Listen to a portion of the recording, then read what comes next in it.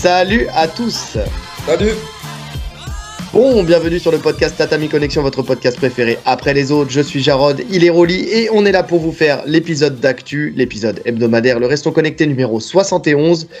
Pas mal de choses à dire, on va parler des suites potentielles, en tout cas voulues pour Tsarukyan et pour Makhachev. On va faire des annonces de combat, on va parler d'annonces de combat, plutôt on va parler du Bellator qui disparaît, du PFL qui change son tournoi. On va parler un peu de boxe anglaise, voilà, pas mal de choses, donc programme chargé.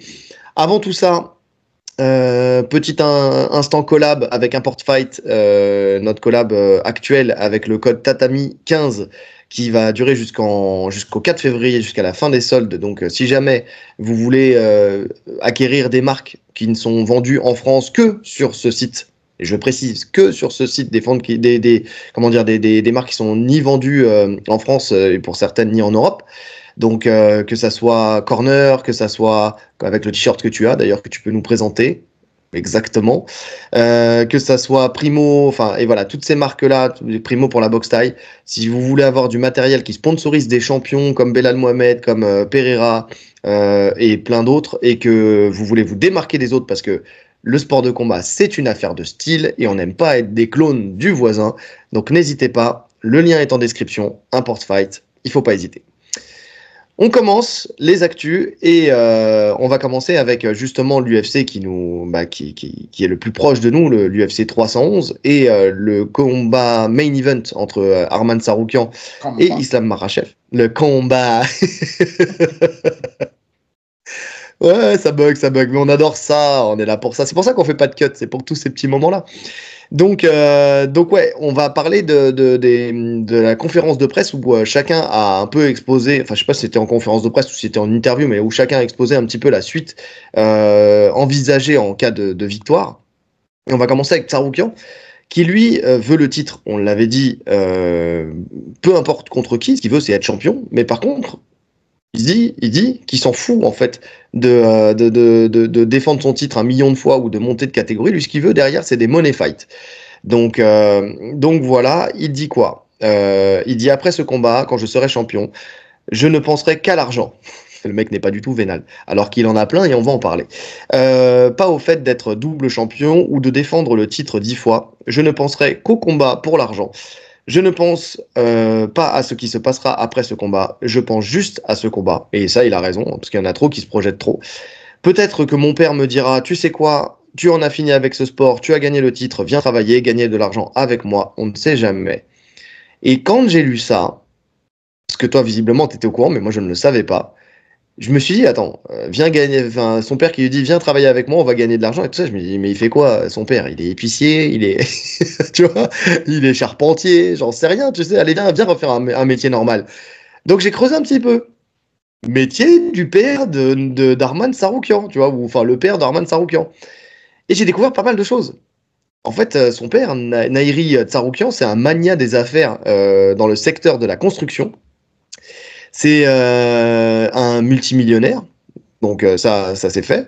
Et donc Arman Tsarukyan en fait a grandi depuis son plus jeune âge, à l'abri du besoin en fait tout simplement, avec un père quand même qui lui a donné le goût du travail. C'est-à-dire que pour le coup c'est pas quelqu'un qui a été tu vois biberonné, cuillère d'argent dans la bouche. Bon même si c'est le cas hein, parce qu'il a des voitures de luxe et tout ça. Donc là-dessus il y a les plus grands hôtels, il le dit. Hein, il y a pas de problème, jet privé, voiture de luxe, les grands hôtels.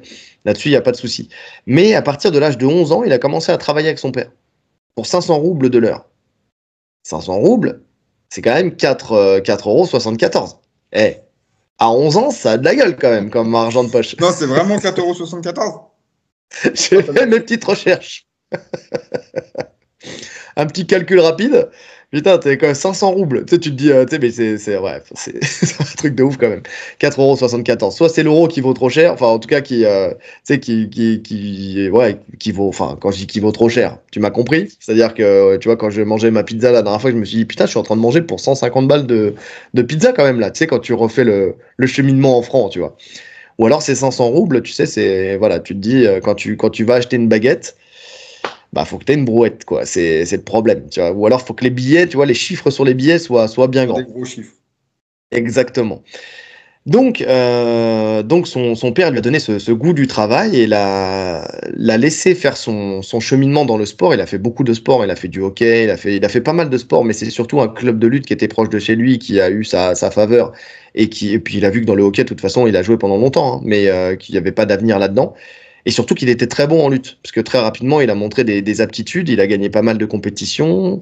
D'ailleurs, il remportait presque toutes les compétitions en lutte autour de lui. Puis, il a découvert le MMA, et puis il a continué. Enfin, il a commencé par le karaté, je crois. Et puis, il a continué à faire de la compétition. Il a gravi les échelons petit à petit. Donc ça, c'est bien, parce que même si c'est quelqu'un de riche, bah, il n'y a pas eu d'accélérateur de carrière, tu vois. C'est vraiment quelqu'un qui a gravi les échelons un à un pour en arriver à cette chance au titre. Et j'ai l'impression que même Dana White, au début, il n'était pas au courant qu'il était aussi riche que ça. Tu sais. Parce qu'il raconte une anecdote où il était dans les embouteillages. Bon, ça m'a beaucoup fait rire. T'imagines, tu sais, le monde est petit. Embouteillage. Arman Saroukian, Rolls-Royce Phantom. Il est en train de conduire sa petite Rolls-Royce. Et la voiture d'à côté, c'est Dana White avec Hunter Campbell dans une BMW. Et là, tu as Dana White qui lui dit qu'est-ce que tu fais ici? Où as-tu trouvé une voiture comme ça? Et tu as Arman qui lui dit mais qu'est-ce que tu veux dire? J'ai participé à un combat à l'UFC 300, quoi. Et il dit qu'il a été surpris. Tu sais, comme si c'était l'UFC 300 qui lui avait donné assez d'argent pour avoir cette Rolls. Donc c'est marrant. Donc ça veut dire qu'il a découvert sa fortune. Ça, c'est drôle. Alors après, je pense que c'est, tu vois, pour l'anecdote, mais je pense qu'il le savait quand même avant. Enfin, j'ai du mal à croire que Dana White ne savait pas qu'il était aussi riche avant. Tu vois, quand même. De pas creuser un peu sur les personnes qui l'embauchent. Entre guillemets, enfin, tu sais. Je suis pas sûr qu'il creuse sur toutes les personnes qui l'embauchent. Hein. Non, mais quand t'as un Arman Saroukian qui est aux portes du titre, tu sais, je pense que tu commences à connaître un peu tes combattants à ce moment-là. Ouais, après, tu vois, on vient de l'apprendre aussi. Hein. Je pense que il était assez discret sur le sujet. Il n'en a pas forcément parlé. En même temps, il n'y avait pas forcément d'intérêt d'en parler. Mais c'est drôle parce que je crois que dans le dernier podcast d'Actu, on parle de ces combattants, tu sais, qui ont la dalle parce qu'ils vivent dans des endroits difficiles, etc. Et c'est super rare, en fait, que ce soit l'inverse. Tu vois, un mec qui en a vraiment pas besoin, parce que pour le coup, sa famille, la fortune, c'est estimé à plusieurs centaines de millions. Tu vois, c'est pas juste, ils n'ont pas juste 1 million. C'est vraiment des centaines de millions. C'est vraiment ultra riche. Donc, s'il veut, voilà, comme il a dit, il travaille avec son père et l'histoire est réglée. Donc, c'est vraiment de la pure passion. Tu vois, quand il dit qu'il veut ce titre, c'est limite presque un caprice. Il veut ce titre. Et d'ailleurs, la suite de ses déclarations vont dans ce sens, tu vois. Finalement, après, je m'en fous. Je m'en fous de ce qui se passe après. Il veut juste ce titre. Parce que moi, ça ne me rassure pas ce qu'il dit après. Hein. Le fait de vouloir des money fight. Il ne veut pas forcément établir un record de défense de ceinture. Il ne veut pas monter. Il ne veut pas de double ceinture. Il veut de l'argent. Ouais, non, mais c'est vrai. Moi aussi, c'est ce que je me suis dit aussi, tu vois, que c'était pas le meilleur des indicateurs. Parce qu'on reproche justement à certains combattants, tu sais, de vouloir monter trop vite de catégorie.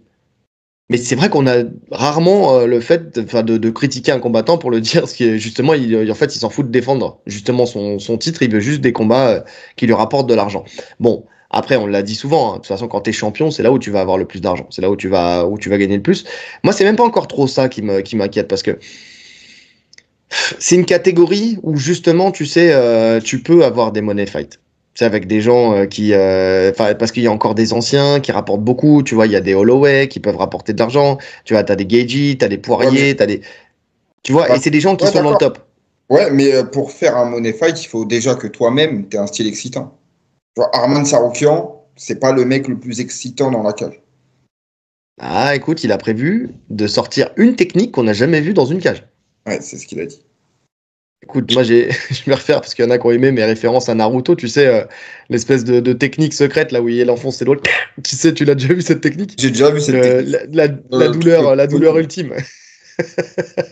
Il va te sortir ça dans la cage, on va rien comprendre. Ah oui, c'est vrai frérot, on n'a jamais vu ça avant.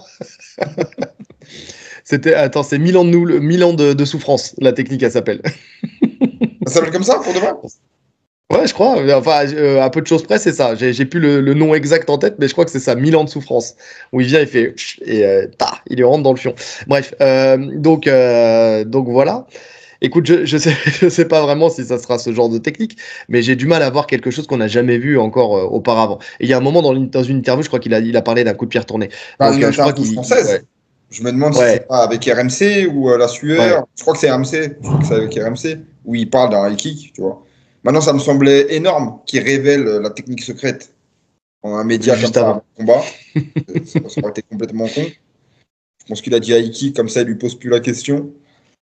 Mais bon, moi, je m'attends à rien. Je m'attends à rien sur cette technique. Je me laisserai surprendre par le combat. Ouais. Je m'attendais à rien, mais pourtant, je suis quand même déçu. Non, non, je suis d'accord, je suis d'accord. On va voir ce que c'est. Moi, donc, ce que je te disais, c'est pas trop le fait qu'il appelle des money fights qui me dérange, c'est sur le fait qu'ils se disent, ouais, ça se trouve, mon père va me dire, ça y est, t'arrêtes, et puis en fait, je vais arrêter, tu vois. C'est plutôt ce truc-là de Ouais, se dire, en fait, qu'il n'y a pas ce truc qui le pousse, tu sais, à continuer dans le sport au-delà de tout ça, quoi. C'est-à-dire que son père lui dit, bon, ça y est, maintenant, t'as fait ton truc, t'as atteint le sommet, on arrête, tu vois. ouais.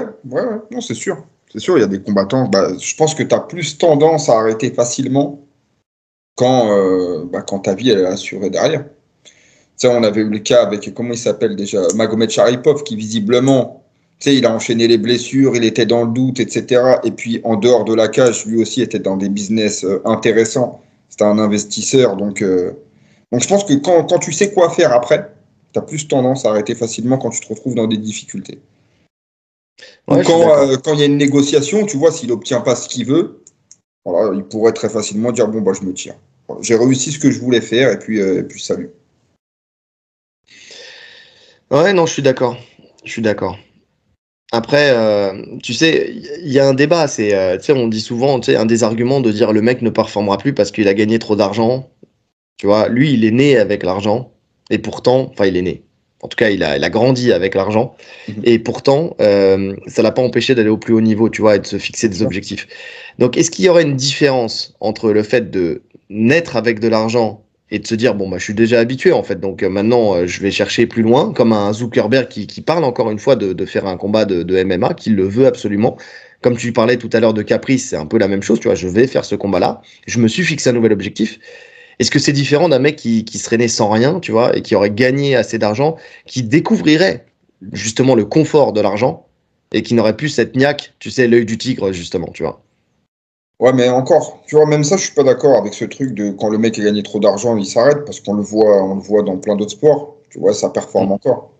Finalement, le MMA, il gagne très peu on a déjà comparé avec la boxe anglaise. Tu vois, des mecs comme Canelo, avec tous les combats qu'ils ont fait où ils ont pris des fortunes, il aurait pu arrêter depuis longtemps et on aurait vu en tout cas qu'il perdait la dalle, ce qui n'est pas le cas. Mhm. Que non, en fait, c'est vraiment une question d'état d'esprit. Il nous a montré un état d'esprit fou, Tsaroukian. On l'a dit, il a vraiment la dalle, il veut le titre. Quid de la suite? Une fois qu'il a obtenu vraiment ce qu'il désire le plus, si jamais il arrive à l'obtenir, voilà, je suis un peu moins sûr de la suite. Et autre question que je me suis posée aussi, c'est est-ce que c'est plus facile ou plus dur de faire carrière quand justement tu viens d'une famille aisée, tu vois?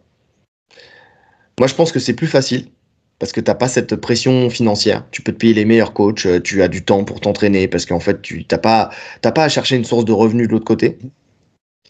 Par contre, ça n'enlève rien, tu sais, à ta réussite. Tu sais, de gravir échelon par échelon, tant que t'as pas été propulsé en haut et que qu'on t'a fait une voie royale, tu vois, je pense que tu peux être aussi fier de ta réussite que quelqu'un qui partirait d'en bas, tu vois. Ouais, non, c'est sûr. Après, tu sais, on fait partie, enfin, le MMA, ça fait partie des sports où tu peux pas être propulsé. Tu peux pas être pistonné comme dans. Tu sais, je pense que dans le foot, par exemple, on peut te faire signer des contrats plus faciles. En MMA, si t'as pas le niveau, t'as pas le niveau. Je parle pas de questions financières. On sait très bien qu'il y a des carrières qui sont facilitées. Je dis pas, il faut quand même un niveau, tu vois. Mais tu as des carrières facilitées, là où il y en a d'autres, on va les faire trimer. Il va falloir Ah, qu'ils prennent des murs dans ce avant sens-là. d'arriver au Ouais, top niveau. Oui, oui. dans ce sens-là, ouais. Parce que le niveau, tu l'as. Dans tous les cas, si tu as l'UFC et que tu commences à performer, même si pour certains, il y a des chemins facilités, les mecs que tu affrontes, c'est quand même des mecs très forts. Donc, Ouais. et de toute façon, tôt ou tard, tu seras confronté au plus haut niveau.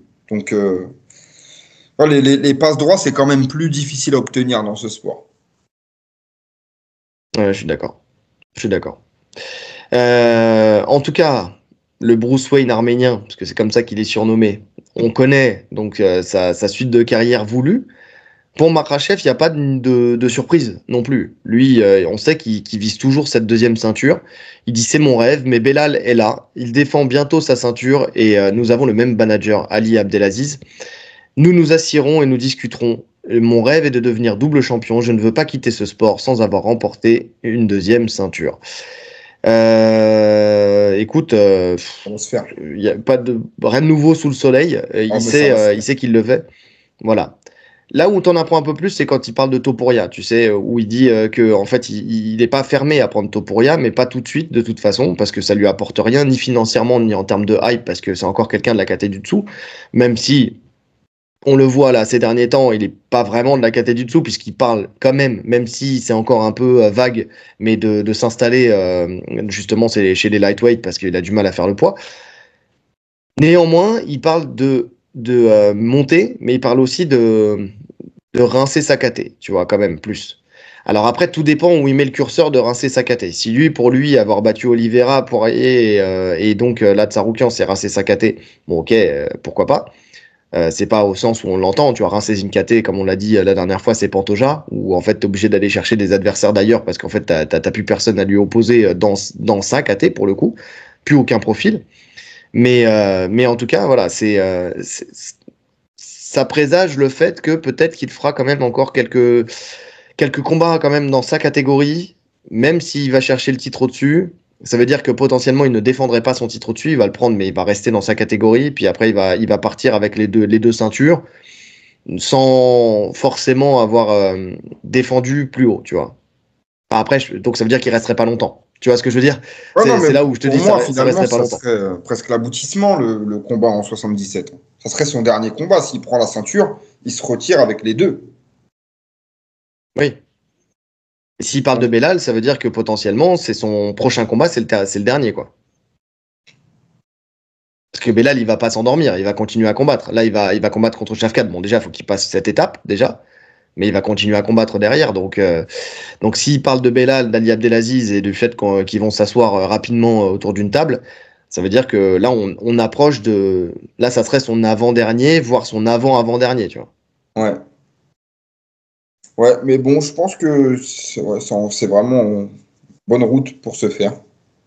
Parce que je vois pas Ali Abdelaziz refuser, hein. On sait que ça ne le dérange pas plus que ça d'organiser des combats justement entre les mecs qui managent.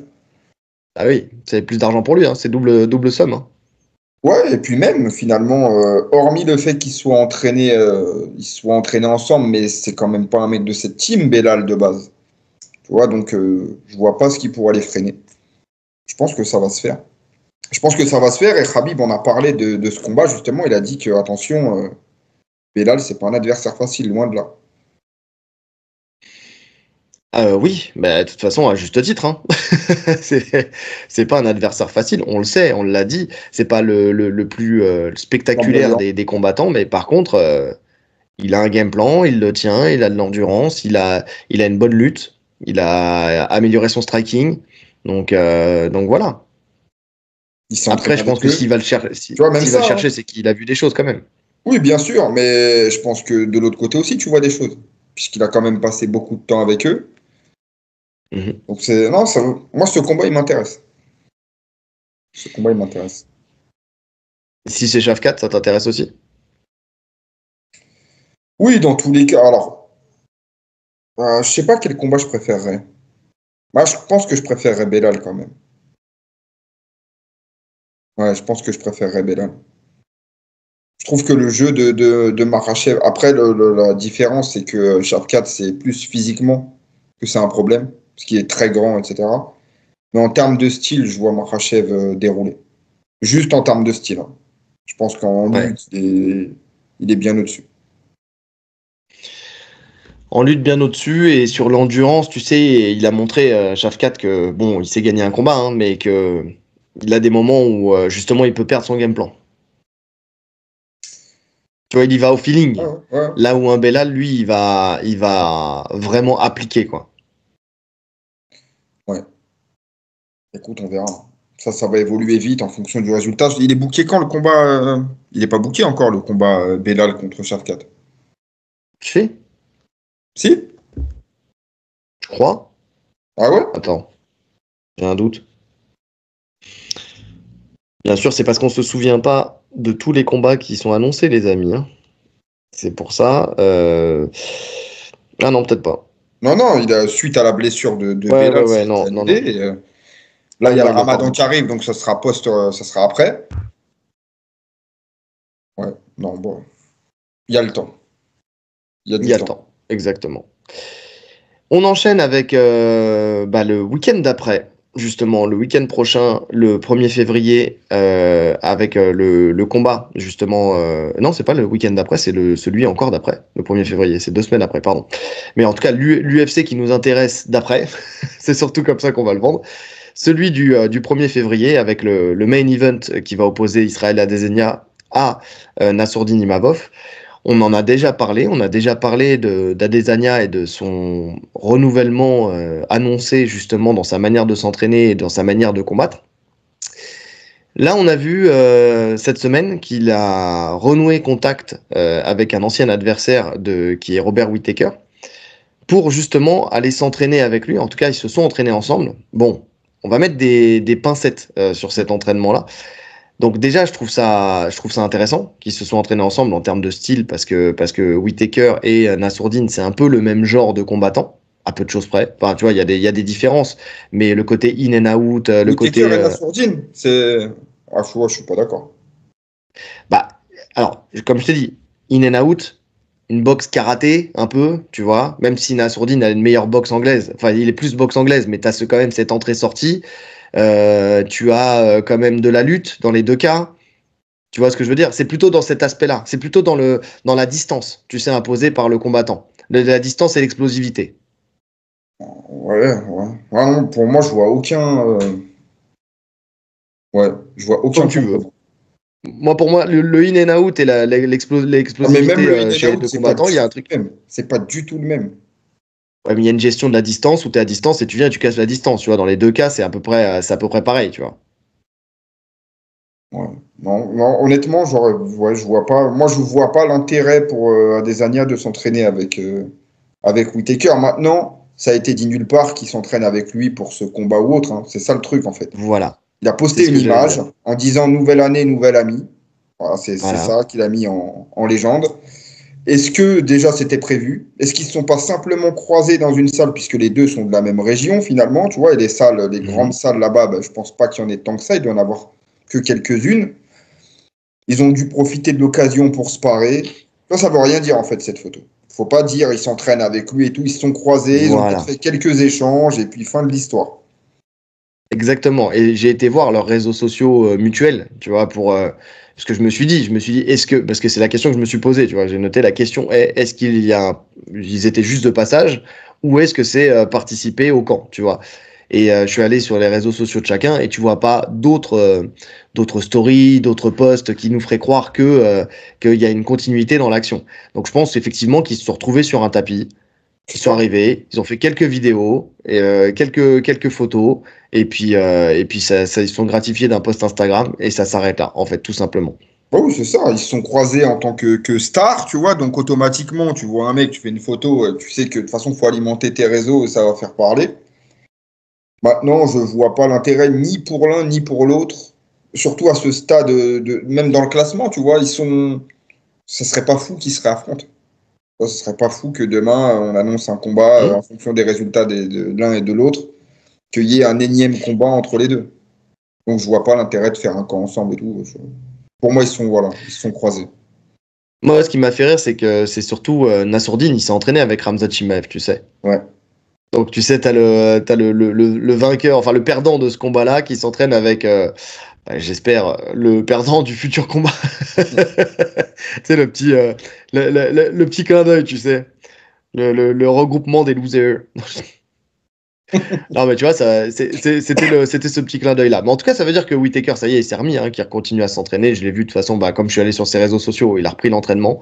Donc ça, c'est une bonne chose. Après, c'était un sparring qui était très souple, hein. Donc bon, c'était encadré, hein. C'était sur un thème parce que tu vois sur la vidéo que derrière, les autres protagonistes, tu vois, font le même thème. Saisie de jambe, rentrée crochet au corps. Enfin, tu vois, enfin, front kick saisie, décalage, frappe au corps ou frappe à la tête. Tu vois, donc c'était un thème encadré. Donc voilà. Mais je sais pas, moi je trouvais qu'il y avait un côté intéressant quand même dans le. Je pense qu'un Whittaker peut reproduire un petit peu. En fait, c'est en ça en fait. Je pense qu'un Whittaker peut reproduire un peu le style de Nassourdine. Ah, moi, je suis pas sûr. Ah bah écoute, on s'entendra pas sur ça aujourd'hui, mais en tout cas, je te Whittaker, dis, il a un c'est style parce que trop signature pour copier les autres. Il fait toujours la même chose, Whittaker.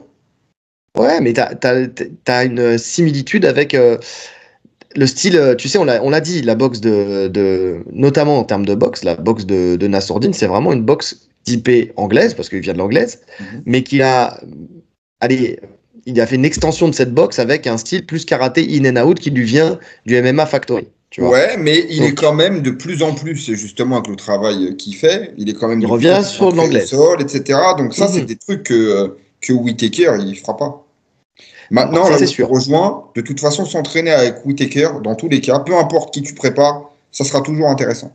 Le mec est tellement bon dans tous les domaines que forcément, c'est intéressant pour toi. Maintenant, spécifiquement pour ce combat, il y a pas, moi, je vois pas de grand intérêt. Et t'as le côté lutte.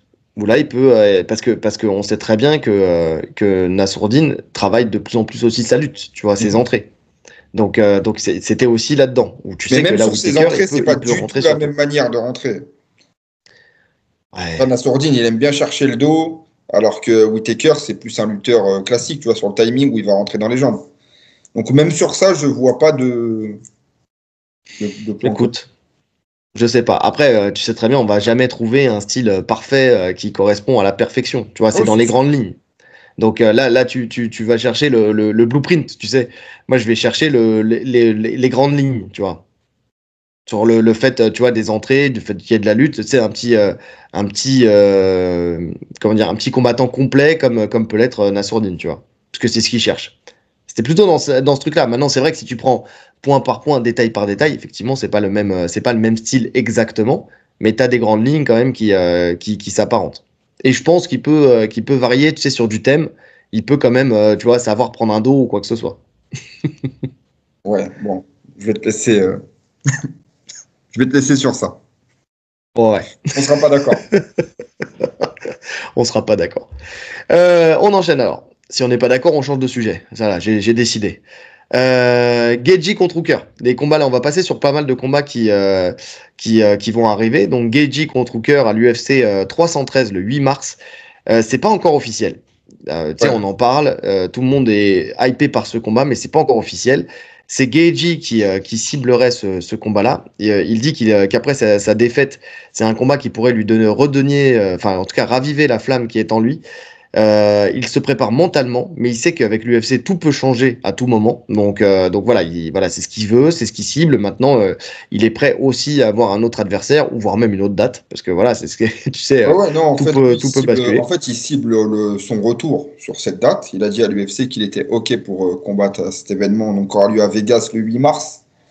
Mhm. Maintenant, l'adversaire, il pressent que c'est Dan Hooker, mais je pense qu'il est prêt à n'importe qui. Et comme tu as dit, et c'est lui-même qui l'a dit, le dernier KO qu'il a pris, ça a réveillé quelque chose en lui. Tu vois, il a dit en tant que ultra compétiteur, C'est ça. voilà, te prendre un KO aussi cinglant qui fait le tour du monde et tout, ça te booste à revenir en fait. Tu peux pas rester sur ça. Maintenant, la question, c'est, on l'a vu avec plein de grands combattants, quand tu prends un KO aussi marquant, là, le dernier qui me vient en tête, c'est Ousmane avec le high kick, c'est dans les dernières secondes, c'est Ouais. comment tu reviens psychologiquement. Parce que la dalle, oui, la dalle, tu l'as. C'est sûr que tu veux revenir laver ton honneur. Maintenant, psychologiquement, on avait vu sur la revanche Ousmane Edouard, justement, il avait peur. Il avait peur de cette jambe à chaque feinte. Comment va réagir Justin Gaethje dans la Ah, mais cage? ça, on en avait déjà parlé. Il avait peur de cette jambe parce qu'il a affronté le même adversaire. Oui, aussi, Donc bien sûr. là, c'est un adversaire qui est complètement différent. Qu'apporte de la dangerosité. Hein. Dan Hooker, il apporte ce grain de folie, tu sais, le mec qui va aller jusqu'au bout, surtout la version 2.0 de Dan Hooker depuis il a découvert le tatouage. Il est parti au salon du tatouage, le type, il est redevenu, c'était plus le même. Il avait une teinture blonde, il était prêt à mourir dans la cage, et il faisait des sourires à la caméra parce qu'il a une triple fracture faciale. Donc tu sais que c'est un combattant aujourd'hui, pour le battre, il va falloir que tu donnes le meilleur de toi-même, ça c'est sûr. Euh, Effectivement, c'est vrai qu'il y a le côté psychologique. Tu parlais du côté psychologique, c'est aussi sur le fait qu'il parlait que s'il reprenait un KO comme ça, c'était retraite directement. Tu vois, vraiment, il y songeait. Donc ça veut dire qu'il y a eu un véritable impact de ce point de vue-là, de ce KO. Donc oui, c'est important pour lui effectivement de sortir de ça, tu sais, de sortir de cet état psychologique. Je pense qu'une belle victoire, même si c'est à la décision, mais s'il est dominant et qui roule sur son adversaire sur 3 ou 5 rounds, parce qu'on ne sait pas justement si ça sera un main event ou pas, tu vois. Mais je pense que effectivement, Non, ça te Evans, remet ça. sur la voie. Jamais de la vie. C'est un UFC numéroté, donc il y a très peu de chances que. Enfin, Hooker, il est classé 6. Gaethje, Alors, il est 3, ça sera pas un sans main event. parler, sans parler de main event, en fait, 3 ou 5 rounds, parce qu'on sait que maintenant, il y a Ah, s'il veut mettre en certains commun. co-main event, tu vois, qui peuvent mettre en co-main, tu vois. Ouais. Donc ouais. Donc voilà. C'est surtout qu'en plus de ça, Dan Hooker, tu sais, par rapport à Gaethje qui sort d'une défaite, donc à Lui, il l'UFC est sur 300, une comme tu as belle dit tout à l'heure victoire. contre Holloway, il est sur 3 victoires consécutives. Alors c'est pas énorme, mais c'est quand même 3 victoires consécutives. Une contre Puelles, une contre Turner et une contre Gamrot. Donc, euh, c'est lui qui a le vent en poupe là en ce moment. On parle de lui justement pour un nouveau run. Tu sais, il y a vraiment ce truc-là, tu sais, d'un run en cours de Hooker. Il est cité Donc partout, Hooker, en ce effectivement, moment. Suite à sa dernière performance, il est cité partout. On parle de lui pour le titre, on parle de lui pour la BMF, parce qu'on sait qu'il fait des combats toujours excitants. Donc oui, c'est sûr que ça a un gros impact pour lui, ce combat.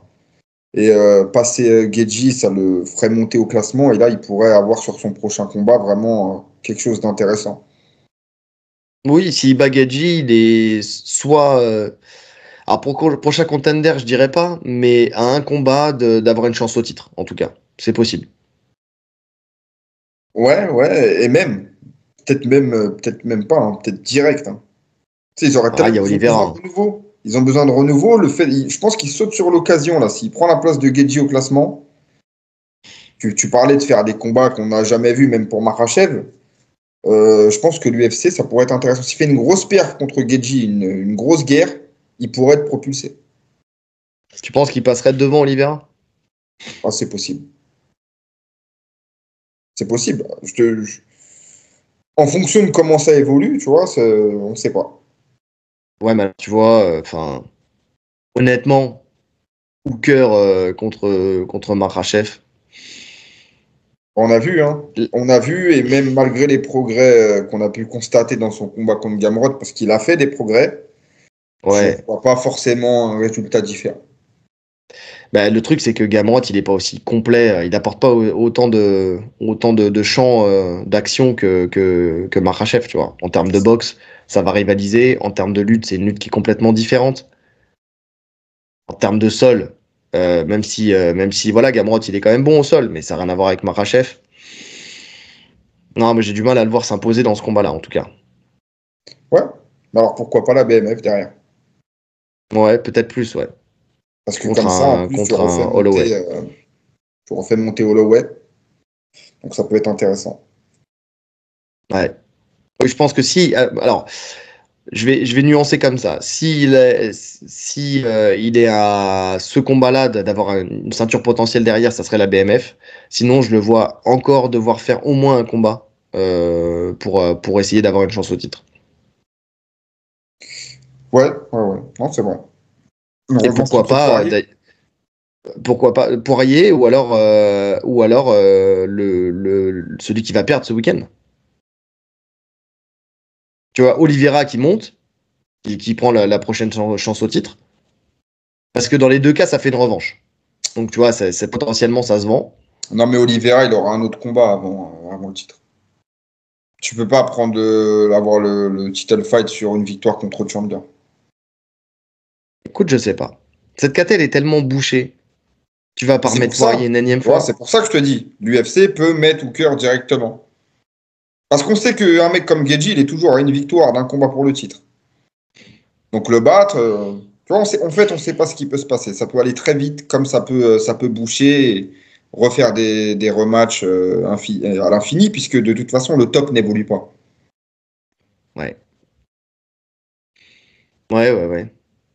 Écoute, on verra. On verra. Mais c'est vrai que.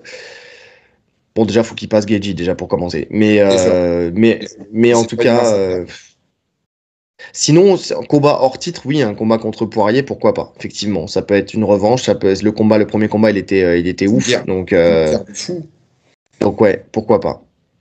Mais je pense qu'Oliveira, si tu lui promets une chance au titre, il va pas recombattre entre temps. Il va attendre le temps justement d'avoir sa possibilité de recombattre et d'essayer de reprendre son titre. Oui, je pense aussi. Maintenant, personne lui a promis un combat pour le titre, Oliver. Non, non, non, non, je dis pas, mais pour moi, celui qui est le plus. Enfin, quand tu regardes l'état de la KT, celui qui est le plus près pour moi du titre, c'est lui. Parce que la défaite qu'il a contre Tsaroukian, c'est une défaite, une split decision où ça aurait pu tomber d'un côté comme de l'autre. Tu vois, parce qu'il y a quand même les deux grosses tentatives de soumission. Effectivement, tu as le round 2 où là, il se fait poncer à coup de coude, il n'y a pas de problème. Mais tu as quand même un combat qui est assez serré, tu vois. Tu as un combat qui est assez serré. Donc bon, dans l'idéal, vu que tout le monde est à peu près sur une victoire, une défaite ou quelque chose comme ça, tu vois, t'as Poirier, il a perdu contre Makhachev. T'as Gaethje, il a perdu contre Holloway. T'as Hooker qui monte, mais pour l'instant, c'est pas des noms extraordinaires non plus. Donc, il faudrait qu'il passe effectivement Gaethje, tu vois. Pour l'instant, le seul que je vois qui est sur une victoire et qui est sur une victoire de rang, alors c'est Chandler, effectivement. Chandler, il a la place qu'on lui donne, mais c'est pas forcément une place méritée. Mais le fait qu'il ait fait un combat à sens unique, véritablement, avec un style beaucoup plus épuré, tu vois, qui apporte en plus une incertitude du fait qu'il ait calmé son jeu, qu'il prend moins de coups, qu'il se précipite moins. Là, je me dis, ça se vend, hein. Ça se vend. Ouais, c'est possible. Mais moi, je sais pas pourquoi je sens. En fait, on n'arrête pas de le dire. Et le fait qu'on le dit, je pense que l'UFC le voit même tout le monde le dit. Donc l'UFC le voit que la KT, elle manque de renouvellement. Et je pense que c'est vraiment l'année du renouvellement là, dans cette KT. Tu sens qu'ils vont faire monter des profils. Tu vois, Paddy, il va monter. Ils essayent de le faire monter. Donc lui aussi, il y aura un accélérateur de ce côté-là. Dan Hooker, ils vont le faire monter aussi. Il y aura du renouveau. Ouais, ouais. Ouais, mais bon, si je veux du renouveau, je prends un Paddy, un Fiziev et je prends moins un Hooker, quoi. Parce que pour moi, Sans oublier. Hooker, c'est pas du renouveau. Tu vois, pour moi, Hooker, il fait partie de la même trempe que les Gaethje et les Poirier, tu vois. Tu le vois depuis longtemps aussi, tu vois. Ouais, mais il a jamais été à ce niveau-là. En termes de classement, je te parle. Si, il a déjà été haut, mais jamais aussi proche de combattre pour le titre. Parce que les autres, tu sens quand même qu'ils sont sur une descente, et lui, il est sur une montée. Ouais. Écoute, on verra. On verra. Une chose est sûre, c'est que Lionel du Café Crème Sport sur notre groupe a dit que c'était un fight pour. C'est le premier fight où il va y avoir un mort, tu sais. Et en même temps, sur la photo du fight, quand il nous l'a envoyé, tu sais, c'était la photo où t'as Hooker qui regarde la caméra mort de rire parce qu'il est ouvert de partout, tu sais. Et j'ai dit mourir, oui, mais avec le sourire. Ils vont mourir en faisant ce qu'ils aiment, quoi, tu vois. Ça va être une guerre. Non, ce combat-là me parle, hein. Bah, franchement, l'UFC, s'il le fait, c'est ouf. C'est un des Après, tu combats que m'aurais j'attends dit le ça il plus. y a quelques temps, avant sa défaite, Geji, là, quand il commençait à vraiment être plus ou moins propre en boxe, notamment avec Ouais. son jab, etc., un peu moins foufou. Je pense qu'il a vraiment les moyens de ne pas rentrer dans cette guerre, justement. Ouais.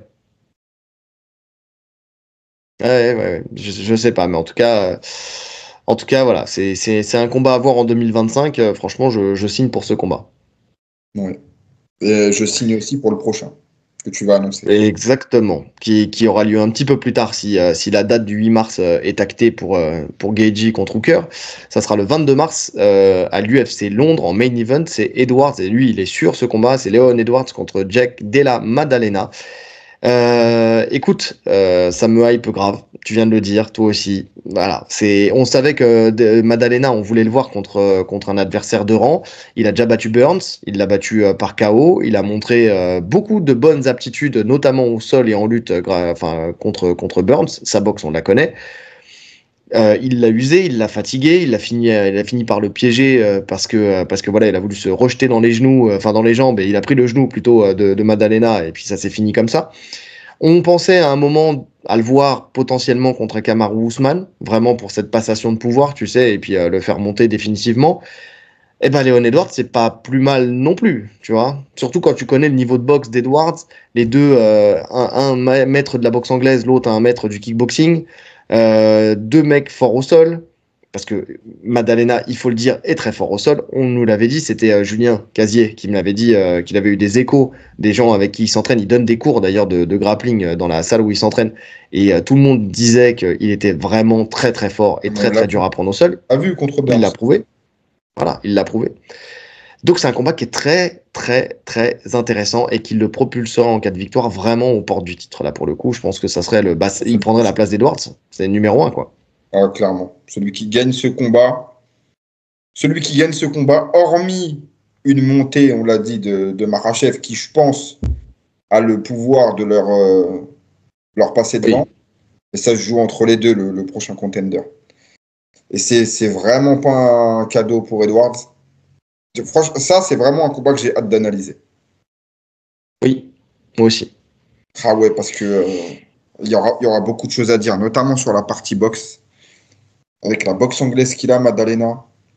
Et puis lui aussi, c'est un mort de faim. Putain, c'est son combat contre Burns qui était fort. Ce qu'on a su après, c'est qu'il avait les bras cassés. Mm-hmm. Le mec n'a rien lâché. Enfin, c'est non. Ça va être un vrai combat. Ça serait en Angleterre. C'est en Angleterre. C'est à Londres. Ouais, c'est à Londres. Donc Et comme c'est pas un numéroté, ça serait sur les horaires, sur l'horaire local, tu vois. Donc on le verrait en soirée. Exactement. Et ça, on adore. Ouais, et Léon Edwards aussi l'adore. Donc c'est une bonne chose. On est sur une trajectoire un peu commune en plus entre les deux, c'est ce que j'ai vu. Tu sais, Maddalena, il a perdu ses 2 premiers combats en carrière avec 2 défaites en 2016. Et depuis, il est invaincu. Et quand tu regardes la trajectoire d'Edwards avant de perdre là contre Belal, il avait été invaincu depuis 2015. Tu sais, après avoir perdu contre Kamaru Usman, qui n'était pas le Kamaru Usman champion à cette époque-là. Mais en tout cas, voilà. Et après, il avait gagné combat après combat jusqu'à sa chance au titre, tu vois. Là, c'est marrant hein, de voir ces deux personnes-là. Alors, je pense qu'ils font moins galérer Maddalena quand même que Edwards. Même c'est même pas, je pense, c'est sûr. On le voit de toute façon. Mais une chose est sûre, c'est que c'est marrant de voir, tu vois, ces ascensions parallèles. Alors avec des années d'écart, tu vois, mais en tout cas, voilà, c'est une ascension qui est un peu parallèle. Tu sais, chacun fait son nombre de victoires, ne connaît plus la défaite. Et puis, si ça va jusqu'au bout dans la parallèle, potentiellement, il pourrait être champion. C'est le mec qui fait des raccourcis comme ça qui n'ont aucune valeur. Mais ouais, je le vois champion. J'adore ce profil, j'adore ce combattant depuis la première fois que je l'ai vu rentrer dans une cage, que j'ai vu son niveau d'anglaise, que j'ai vu ses esquives, quand j'ai vu ses contres. Ah, tu vois, c'est le genre de combattant qui nous refait apprécier, tu vois, la boxe dans une cage en fait. Parce que tu sais, la boxe MMA, c'était avec Alex Herbinet où on en parlait, tu sais, sur le fait que maintenant on a des combattants qui naissent avec le MMA et donc qui finalement créent une boxe typée MMA, qui créent une lutte typée MMA, qui créent un sol typé MMA et qu'on avait moins de spécialistes. Mais on en a encore. On en a encore et on en a un dans la personne de Jack Della Maddalena. Et franchement, c'est un plaisir de voir autant de pureté dans une boxe, en fait, tout simplement. Ouais, bah, c'est toi le premier à m'en avoir parlé de ce combattant. Et c'est vrai que et là, pour le coup, c'est vraiment les deux, moi. C'est vraiment les deux combattants que j'apprécie beaucoup. Je kiffe Edwards depuis très longtemps. Donc, ouais, ce combat, peu importe le vainqueur, ça va me faire mal. Ça va me déchirer. Ouais, oui, en fait, ça va déchirer le cœur, mais à la fois, tu sais, c'est le genre de combat où j'ai pas de favori. Non, j'ai pas de favori parce que. Oh, si, j'ai un favori. Je préfère Edwards quand même. Je préfère le combattant. Maintenant, d'un autre côté, j'ai quand même des envies de voir Maddalena passer parce que je veux le voir évoluer au plus haut niveau contre d'autres profils. Et ça m'intrigue. Donc, presque pour l'intérêt de la KT, c'est même mieux si Maddalena y gagne. Oui, pour le renouvellement de cette KT, c'est mieux. Ouais. Parce que cette KT aussi, on l'a dit, elle est un peu bouchée.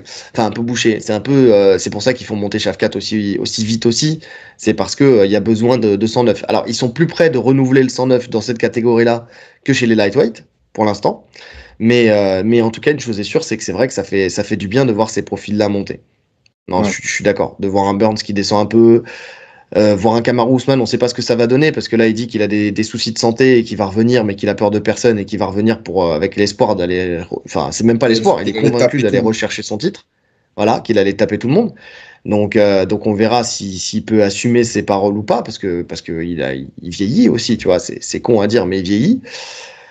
Donc Belal, bon, lui, il est nouveau dans la sphère champion, mais c'est un ancien aussi. Il est là depuis longtemps, sauf qu'il a galéré à monter.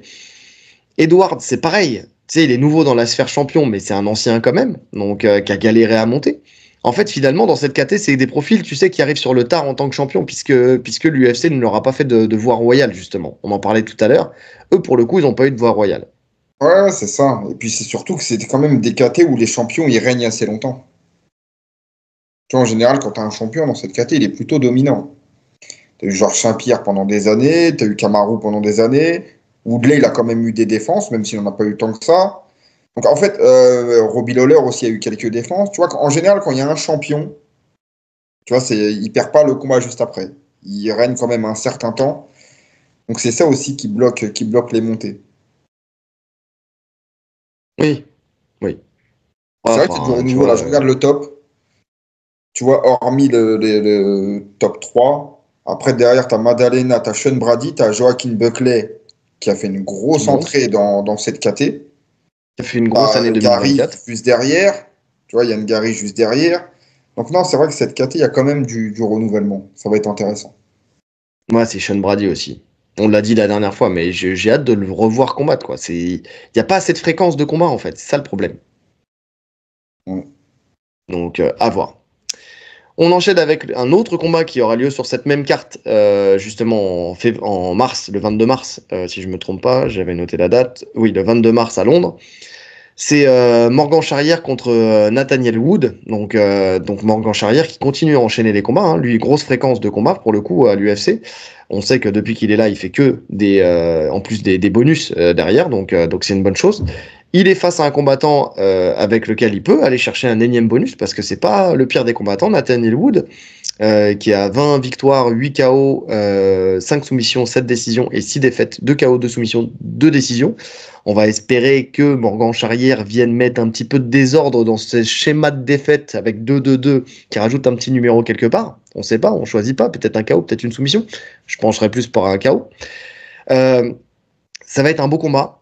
Nathaniel Wood, il est complet. Il a une bonne lutte, notamment une bonne lutte à la cage. Il a une bonne boxe, bon coup d'œil. Enfin, franchement, tu sais, dans les échanges, tu sais, quand son adversaire est dos à la cage, il a tendance à être précis là où il a une faculté, tu sais, à voir venir les coups de son adversaire aussi. Donc, esquiver, remiser avec plus de précision et plus de puissance. Il a un bon sol. Il a fait le Polaris, je crois 2 fois. J'ai vu une fois sur 2 fois peut-être. Il a gagné en plus ce combat. Donc bon niveau au sol quand même. Ceinture noire, d'ailleurs ils lui ont donné sur sa dernière victoire sa ceinture noire de jiu-jitsu brésilien. Donc ouais, sur le papier, il y a tout pour faire un beau combat. Ouais, je suis d'accord. De toute façon, comme tu l'as dit, hein, quand Morgan il rentre dans la cage, tu sais que ça sera un combat où il y aura de l'action. Parce que c'est un combattant à spectacle dans tous les cas. La petite crainte, c'est que ça ne devienne pas qu'un combattant à spectacle. Ce qui peut grappiller des places, tu vois. Peut-être en faisant de meilleurs choix des fois dans les combats. Donc à voir, mais je sais que ça va être une guerre. Ça, c'est sûr que ça va être une guerre. En plus, en Angleterre, tu affrontes un Anglais, il y a toujours cette rivalité France-Angleterre. Ça va être le feu. Ça va être le feu. Non, mais c'est très bien qu'ils le mettent sur cette carte. Parce qu'en plus, sa fanbase pourra se déplacer. Tu vois, Londres, c'est pas loin. Plutôt que de le mettre dans d'autres événements plus lointains, faut rentabiliser. Tu vois, eux-mêmes vont voir qu'il y a de l'engouement pour ce combattant et ça va lui apporter encore plus de lumière. Donc c'est top. Ouais, je suis d'accord. Surtout que lui, il est très très suivi et par des gens, des fans hardcore qui feront le déplacement sans souci, tu vois. Donc là-dessus, il n'y a pas de problème. À ton avis, tu parlais là, c'est une question qui me vient maintenant. Tu dis, est-ce qu'il faut pas qu'il s'enferme dans ce jeu de combattant à spectacle? Alors, ça dépend si ton véritable objectif, c'est d'être champion ou pas, tu vois. Je sais pas sûr, si c'est le cas. Sûr. Et d'ailleurs, il me semble qu'on en avait déjà parlé. Bon, ça remonte maintenant où il avait fait des déclarations où lui, il se voyait plus comme un combattant à prendre des bonus, tu sais, un peu à la Cerrone. Je sais pas si tu te rappelles de cette sortie qu'il avait fait, ça remonte maintenant, Oui, où il il voulait avait tous dit les ça bonus. justement. Ouais. Ouais, voilà, il voulait plein de bonus, etc. Mais où, tu sais, un nouveau aussi potentiellement Kevin Holland, tu vois. Ouais, Tu sais, un mec qui accepte un peu tous les fights, qui est là, tu sais, avec un Dana White qui dit Kevin Holland, il est pas prêt de quitter l'organisation parce qu'il apporte quelque chose que d'autres ne peuvent pas apporter. Tu sais, dans le style, dans la manière de combattre, dans ses entrées, dans tout ce qui tourne autour de lui, tu sais, tout le décorum autour de Morgan, y a de quoi être une relève, tu sais, d'un Kevin Holland. Alors, un Kevin Holland qui est encore là, hein, il est pas aux portes de la retraite, mais en tout cas, d'avoir ce même blueprint de carrière, quoi. ouais, ouais, c'est une possibilité. Maintenant, Kevin Holland, en fait, Kevin Holland, il a ce côté spectacle, mais il a aussi ce côté où il affronte des très gros noms quand même. Oui, ouais, mais l'un n'empêche pas l'autre. C'est-à-dire que là, tu vois, il va continuer. En fait, le truc, c'est que ce qui est marrant dans cette histoire, c'est que si tu as un combattant à spectacle qui fait des bonus et tout ça, tu peux très bien grimper. D'ailleurs, je me trompe. Je parle de Kevin Holland qui est pas prêt de quitter l'organisation, mais c'était Chandler. En fait, la déclat. Ouais, J'ai fait un mélange des deux. Mais tu vois, c'est pareil. C'est des combattants spectaculaires. Bon, la problématique, c'est que Chandler, lui, perd. Bon, Kevin Holland aussi souvent. Pour l'instant, à part une fois, pour l'instant, pour Morgan Charrière, ça s'est bien passé. Et encore, c'était un combat qui était très, très, très serré. Mais quand tu fais des combats spectaculaires, tu peux t'ouvrir les portes de grimper et d'aller chercher justement peut-être une chance au titre. Tu vois, ça ne te ferme pas une porte pour le titre. Alors que si tu vas chercher une chance au titre tout de suite et que tu fais pas de combat spectacle et que tu vois que ça se passe pas bien, là, l'UFC aura moins de scrupules à te cutter, tu vois. ouais, mais, Alors que si tu ça montres que tu es t'apporte une là, chance au titre quand tu gagnes quand même. pour l'instant, ça va. Pour l'instant, dans sa gestion Oui, de non, carrière, pour ça va. l'instant, ça Après, il faut va. voir comment ça dure. Non, mais ce que je veux dire, c'est que s'il est dans le spectacle, qu'il fait le show et qu'en plus il gagne et qu'il remporte des Ah, mais victoires bien sur sûr, victoire, c'est un il va être accélérateur de propulsé carrière directement. direct. Ça, c'est sûr que ça va aller beaucoup plus vite. C'est clair et net. Maintenant, ne pas s'enfermer dans ça.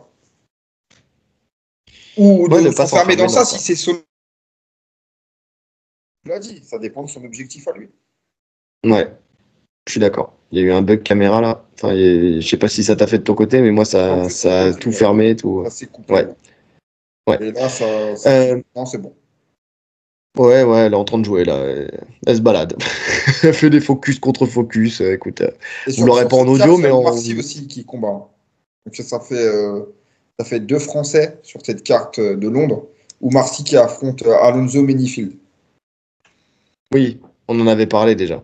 Effectivement, on en avait parlé. Et en parlant de Français qui vont combattre aussi bientôt, et lui c'est bien plus tôt d'ailleurs, c'est Kevin Jousset contre Mikalev, Jonathan Mikalev, qui va combattre à l'UFC 312, donc sur un UFC numéroté le 8 février en Australie sur la carte de Dricus du Plessis versus Strickland 2. Alors Mikalev, c'est quelqu'un qui arrive à l'UFC, qui est passé par les Dana White Contender Series et qui va faire son premier combat officiel à l'UFC. C'est 7 victoires, 2 KO, 3 soumissions, 7 décisions et une défaite, une par KO. Et qu'est-ce qu'on peut dire sur lui? Y a pas grand-chose, hein, parce qu'il a combattu dans des orgas autres, enfin tu sais, donc il n'y a pas beaucoup d'éléments. J'ai regardé un petit peu son style. C'est un gaucher. Écoute, bonne défense de lutte. Enfin, quand je dis bonne défense de lutte, il est stable, tu vois. C'est ça qui va être intéressant contre notre judoka national, Kevin Jousset, tu vois. Voir ce que ça va donner.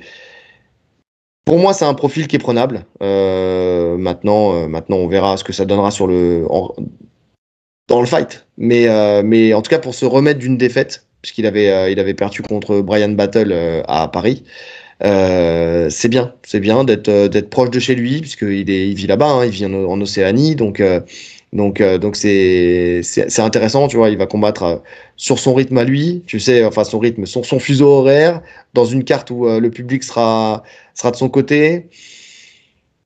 Écoute, c'est bien, ça montre que l'UFC quand même ne lui en tient pas Ouais. trop rigueur et le met bien quand même, tu vois, sur cette UFC-là. Enfin, en tout cas dans l'organisation.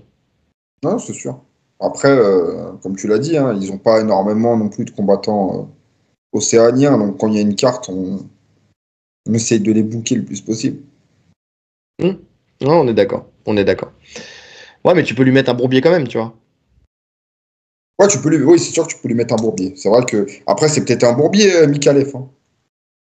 Bon, de ce que j'ai vu, franchement, honnêtement, ça va. Ah, T'as été voir un peu ou pas? Non, j'ai pas regardé. J'ai regardé un petit peu, ça va, c'est pas un profil super compliqué. Enfin, tu vois, Kevin Jousset, il a quand même montré de bonnes aptitudes en boxe, il a montré des bonnes aptitudes au sol, il a montré un très bon judo. J'ai du mal à voir un Mikalev, tu sais, meilleur que lui dans ces aspects-là de ce que j'ai vu, tu vois. Ok, écoute, on verra. On verra. Réponse le 8 février, donc après-demain. C'est dans pas longtemps. On passe sur le grappling. Rapidement, mais toujours lié au MMA, parce il y a une vidéo qui nous a été envoyée. Il y a Imanol qui m'a envoyé, le premier qui m'a envoyé cette vidéo-là, et puis après, il y en a d'autres qui nous en ont parlé en commentaire des différents podcasts qu'on a fait. Pereira s'est entraîné en grappling avec Caio Borralho. Et donc on voit sur la vidéo. Alors ils ont fait de la boxe aussi, hein, mais on va s'attarder plus sur le côté sparring au sol. Alors, c'est une vidéo de sparring à thème, sur le thème du dos, où on part à partir du dos. Donc ça, je le précise parce que c'est important. Parce que tu sais, il y en a beaucoup qui disent, ouais, il lui a roulé dessus et tout ça. Mais sparring à thème, c'est jamais facile. Parce que t'es pas dans ta zone de confort. Tu vois, ça se trouve, t'as une défense de dos de malade et tu retrouveras jamais quelqu'un dans ton dos. Et entre guillemets, tu vois, je veux dire, t'as un style où tu ne laisses pas la possibilité à tes adversaires d'être dans ton dos et tu le vis pas jusqu'au jour où quelqu'un te le fait vivre et là tu te rends compte en fait que t'es nul en défense. Donc c'est pour ça que c'est important d'avoir des sparring à thème à l'entraînement. Je le dis pour tous ceux qui pratiquent. En tout cas, faites des sparring à thème, c'est très utile de vous sortir de votre zone de confort. En fait, le but c'est de sortir les adversaires, enfin les élèves de leur zone de confort. Donc on le voit encore dans ce combat. Pour moi, tu l'as vu la vidéo? Ouais. Pour moi, C'est celle d'une minute 30 environ. Non, ça dure un peu plus longtemps. Il y a deux passages en fait. Il y a le passage. Enfin, j'ai plus le. Attends. Je l'ai vu sur YouTube. Moi, Tu j'ai l'as vu vu sur sur YouTube ou tu l'as vu YouTube que sur aussi, Instagram? elle dure 1 minute 30, quelque chose comme ça. Attends, je vais revoir parce que comme je l'ai vu tout à l'heure, je l'ai re-regardé tout à l'heure. Euh, Non, elle dure 5 minutes. Ah bah, j'ai pas tout vu alors. Ouais, elle dure 5 minutes. Ouais, t'as dû voir un highlight, toi. C'est T'as vu possible le aussi. passage où l'un ou l'autre sont dans le dos? Si, ça j'ai vu. Bon, mais en tout cas, elle dure 5 minutes la vidéo. Et donc pour moi, t'as du bon et t'as du moins bon. Je crois que j'ai Pour tout le vu, hein. coup, Parce que là, j'ai mis la grande. En fait, moi, j'ai aucune phase. Tu vois, sur la vidéo longue, là, ils sont en train de hmm, discuter et tout. Moi, je crois que j'ai juste les phases de combat. Ça a coupé juste les discussions. Donc, j'ai peut-être. quasiment tout vu. En tout cas, t'as du bon et du moins bon dans ce que j'ai vu. Je vais te dire, tu vas me dire si tu partages mon point de vue. Dans le bon, alors la défense de dos, elle est cohérente, déjà, de Pereira, Mhm. avec le menton rentré dans l'épaule, parce que pour éviter l'étranglement, en fait, on rentre le menton dans l'épaule. Alors, ceux qui sont en audio vont pas vraiment le comprendre, mais vraiment, on tourne la tête pour empêcher la main de rentrer, en fait, et de sortir de l'autre côté, parce que l'épaule fait barrage. Donc ça, il le fait bien. Il évite bien l'autre main de venir aussi étrangler, donc il a un bon contrôle des mains. Il arrive à sortir ses hanches, sortir ses épaules. Ce que j'ai bien aimé, c'est qu'il prend bien le temps de garder la jambe de l'adversaire pour au moins recomposer une demi-garde, tu sais, et ne pas être pris en position montée. Ça, j'ai trouvé ça bien. Une fois au-dessus, parce qu'il arrive à revenir au-dessus, il passe bien le genou, il avale bien le genou de son adversaire pour forcer la demi-garde et après essayer de passer. Donc là, c'est dans les trucs positifs parce qu'à ce niveau-là, c'est là où ça commence à pêcher un petit peu. À l'inverse, quand il a le dos de Borayo, c'est lui qui arrive à remonter, tu sais, parce qu'il n'arrive pas à garder le dos, hein, mais en tout cas, il arrive à remonter. Et après, il arrive à passer la garde et à se cheminer vers le dos, tu vois. Donc c'est pas mal, sauf que c'est là où en fait tu sais, je parlais la dernière fois, c'était pour Cyril Gane, il y a les grandes lignes et il manque les détails, tu vois. Et ben c'est à peu près la même chose. Dans le moins bon, j'ai le Et contrôle de position qui est pas super. sur les C'est-à-dire phases qu'il offensives, en vient fait. sur les phases offensives. Il va arriver, effectivement, il va avaler la jambe, il va forcer la demi-garde, ce qui est un bon moyen de passer la garde quand tu sais comment faire particulièrement dans cette position. Le problème, c'est qu'il laisse les genoux très écartés. Alors, il est grand, tu me diras, mais il a les genoux très écartés, ce qui fait que tu vois, Borayo qui essaye de recomposer la garde, bon, il pousse bien la jambe, donc il a bien ce réflexe-là, tu vois, il a les grandes lignes, il a le réflexe. Néanmoins, en fait, s'il peut pas serrer ses genoux, c'est parce qu'il n'est pas orienté de la bonne manière. Il reste trop face à son adversaire. Il devrait se mettre en diagonale pour Mm. pouvoir mettre son genou à la hanche. Ce que fait très bien Borayo d'ailleurs quand il se retrouve dans l'autre situation où il est au-dessus. Ouais. Et quand il resserre les genoux, comme il n'est pas bien positionné, Borayo, 2 genoux serrés, le renversement est assuré. Tiens, on peut faire un nouveau gimmick. 2 genoux serrés, renversement assuré. Donc, il se fait renverser assez facilement. Derrière, lui, quand il se fait passer, renverser, il s'est pas recomposé. Tu sens qu'il y a un manque là-dessus, même sur l'orientation des hanches et tout ça, pour empêcher son adversaire de passer son genou. Même si le travail de Borayo, il est très bon. Hein. Tu sens qu'il a un peu plus d'expérience au sol que Pereira. Et la dernière des choses, c'est quand il prend le dos aussi. Attends, j'ai noté quoi mauvais contrôle de la ligne d'épaule. Attends. Le genou, il se fait renverser. Et il recompose pas. Ouais, il y a un mauvais contrôle de la ligne d'épaule aussi. Tu sais, quand il est en demi-garde. J'aurais dû le noter plus haut, mais tu sais, tu sens qu'il y a un moment, t'as Borayo qui revient un peu sur lui. Il sait pas où placer ses bras pour l'empêcher d'évoluer et de revenir sur lui. Tu sais, il place ses bras, mais quand lui il est au-dessus, c'est pas super propre. Et pour finir, donc quand il essaie de prendre le dos, tu sens il monte trop sur son adversaire. Ouais. Il n'est pas sur le côté, il le bascule pas, ce qui fait que la réussite, il arrive à le prendre le dos, mais c'est pas non plus, tu vois, s'il avait juste basculé un peu vers l'avant, il aurait pu au moins, tu sais, recomposer une position où il serait plus favorable en lutte. Et quand il prend la clé de cheville, donc avant le renversement, il arrive à arracher la main, donc toujours bon réflexe, grande ligne. Mais derrière, il se fait quand même, tu vois, en fait, au lieu de reculer son autre pied pour stabiliser sa position, il se laisse tomber. Et derrière, tu vois, zéro défense de clé de cheville. Ouais, il est juste spectateur de sa clé. Et là, pour le coup, tu sens qu'il lâche. Hein. Parce qu'en combat, il tape pas sur ça. Hein. Non, je dis pas qu'il tape. Il n'a même pas cherché à forcément tendre la jambe. T'as l'impression que, allez, je suis pris, il tape pour repartir sur le thème. Je tiens même pas compte de ça. Par contre, là, où il manque, c'est il dégride bien la main, mais il vient pas retirer le talon qui est à la hanche. Tu sais, quand il rentre en Ashigarami, il retire pas le talon à la hanche alors qu'il pouvait le faire. Et ça aurait dû être un de ses premiers réflexes. Maintenant, écoute, au risque de choquer les gens, moi j'aime bien les progrès de Pereira. Hein. Écoute, moi, franchement, je trouve que c'est pas dégueu. Et pourtant, ceux qui nous suivent depuis longtemps, vous savez qu'on a été très dur avec lui au sol. Moi, je trouve, comme tu l'as dit, il y a des progrès, c'est visible.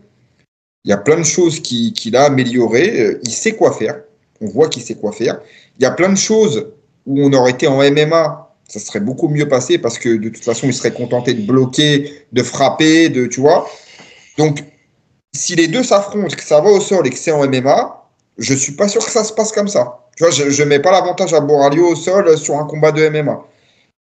Donc moi, Pereira, j'aime bien. J'aime bien ce que je vois. Tu sens qu'il n'a pas pris à la légère son sol. Et il a un sol atypique, parce qu'il a un physique atypique, il a des formes de corps qui sont pas celles d'un mec qui fait du sol depuis toujours.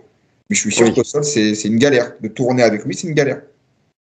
Tu vois, quand il essaie de remonter Borayo, là, et qu'il lui met la main sur la gorge, tu sais, juste ce contrôle-là pour l'empêcher de remonter, tu sens qu'il y a une pression qui est véritable, parce que tu le vois grimacer. Ouais, tu vois, il y a même un moment où il essaye de passer en e-slide, et je crois que c'est à ce moment-là qu'il se fait renverser, justement, Pereira, quand il essaye de passer. Non, il resserre les genoux, en fait. Il y a un moment, il comprend, en fait, qu'il y a trop d'espace, il resserre les genoux, et Borayo, il inverse la position. Ok. Mais tu vois, tout ça, dans des phases de MMA, finalement, il essayerait même pas. On serait pas confronté à ça. Il bloquerait, il frapperait. Même toutes les phases où... toutes les phases offensives, c'est là où il pêche un peu, mais parce que c'est le moins important pour lui, je pense. Tu sais, quand il se retrouve dans une phase de grappling offensive, dans un vrai combat, c'est que l'adversaire est knockdown. Il est déjà dans la boîte. C'est pas lui-même qui va y aller. Donc c'est beaucoup plus facile de prendre le dos quand le mec il dort à moitié. Donc oui, peut-être ça a amélioré maintenant. En tout cas, on voit qu'il travaille. On voit qu'il travaille, on voit qu'il le fait avec passion. C'est pour ça, tu as vu, quand je l'ai repartagé en story, je sais pas si tu as vu sur Tatami Connexion, j'ai dit qu'on le veuille ou non, le mec travaille et le mec progresse. Alors c'est sûr, il a toujours pas le niveau d'une ceinture noire. Faut être honnête, il a toujours pas le niveau d'une ceinture noire, il n'y a pas de problème. Il aurait pas dû l'avoir. Quand je disais qu'il avait le niveau d'une bonne bleue, bon, on va dire que peut-être que maintenant il a le niveau d'une. Ouais, non, j'ose pas dire encore début de violette. Non, je pense qu'il a toujours le niveau d'une bonne bleue. Sauf qu'il progresse dans cette bleue, tu vois, parce qu'il y a encore des trucs où ça pêche. Là, En tu dessous, parles par exemple. techniquement. En fait, tu parles de panel technique. Sur le panel technique, oui. Clairement, il a le niveau ouais, d'une bleue. Il a le niveau d'une bleue, techniquement. Oui. Non, à tourner avec lui, dit qu'il fait chier beaucoup de monde, c'est sûr. Non, non, il fait chier beaucoup de monde, mais après, je pense pas que ça soit non plus un bourbier, hein. Tu vois, enfin, visuellement, des bourbiers, j'en ai Non, connu tu me parles de. Parce qu'on parle de grappe. Mais parce Ouais, qu'on parle on de parle grappe. que de Là, on grappe. parle que de grappe. Il n'y avait pas de On frappe. parle que de grappe. Donc, C'était oui, pas du bien combat sûr. grappling. Ah, Je je suis parle de d'accord. grappe. Je parle pas de MMA Je suis d'accord. Bah alors, écoute, dans ce cas-là, si on parle que de grappe, Boralio, je le trouve pas impressionnant, hein. non plus. C'est pas extraordinaire ce qu'il a fait. Tu vois qu'il est un peu meilleur, qu'il a sûrement Ouais, dû mais faire du sol depuis c'est plus pas fou. longtemps, C'est pas mais fou. il n'y a pas un écart significatif. Non, Tu on est vois? d'accord. Donc, qu'est-ce que je voulais dire? Et bien sûr que la réflexion, je me suis fait pendant que je regardais la vidéo, parce que je l'ai regardé plusieurs fois, tu vois.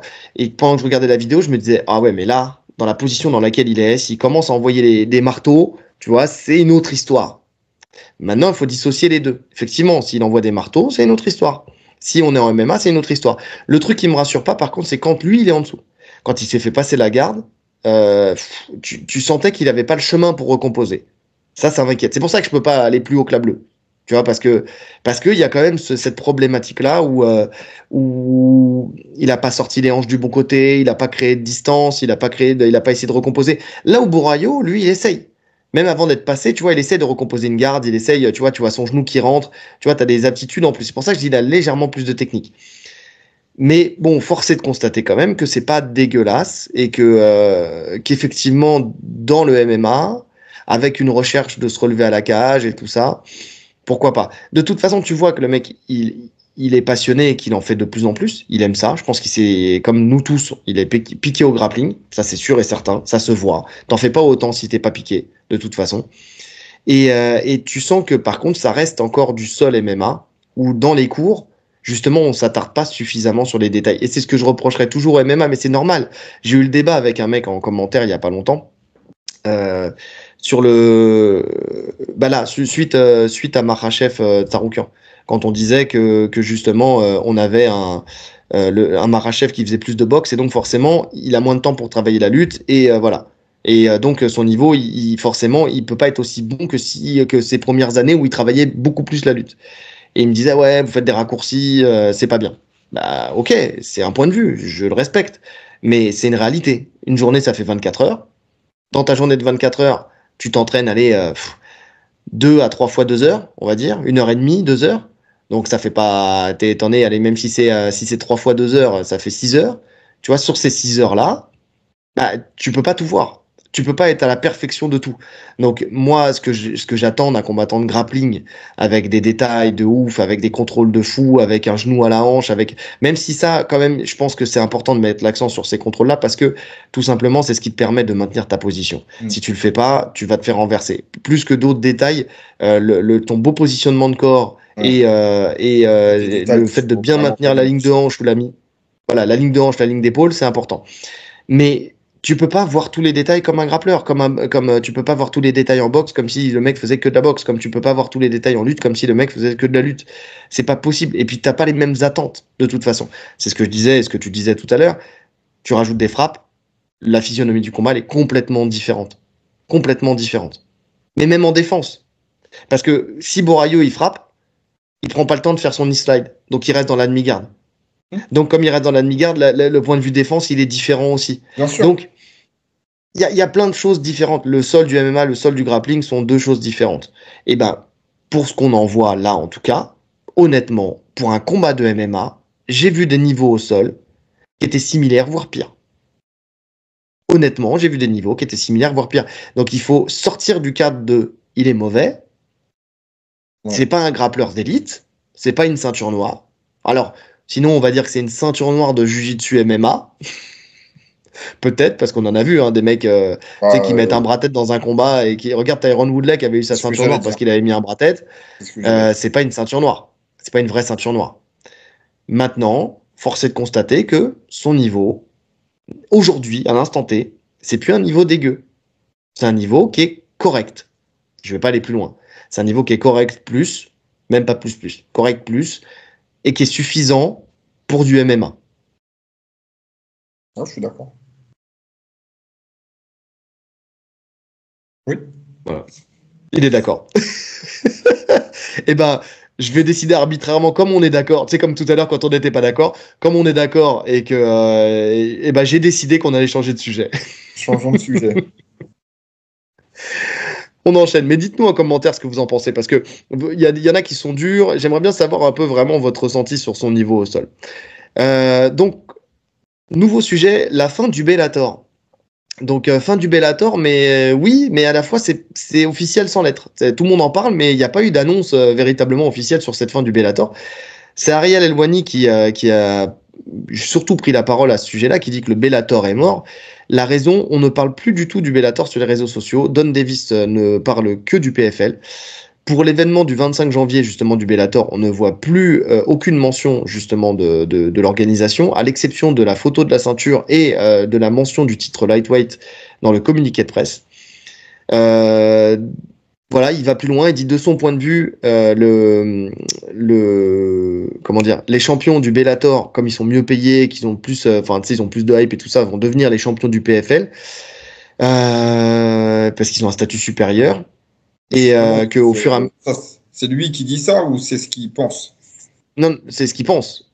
C'est ce qu'il pense. C'est pour ça que je dis de son point de vue. Okay. Donc, parce que c'est pas dit du tout, mais en fait, il pense qu'au fur et à mesure, tu vois, justement, ils vont refaire des champions, tu sais, champion contre champion pour rééquilibrer tout ça, tu vois. Fait, ouais.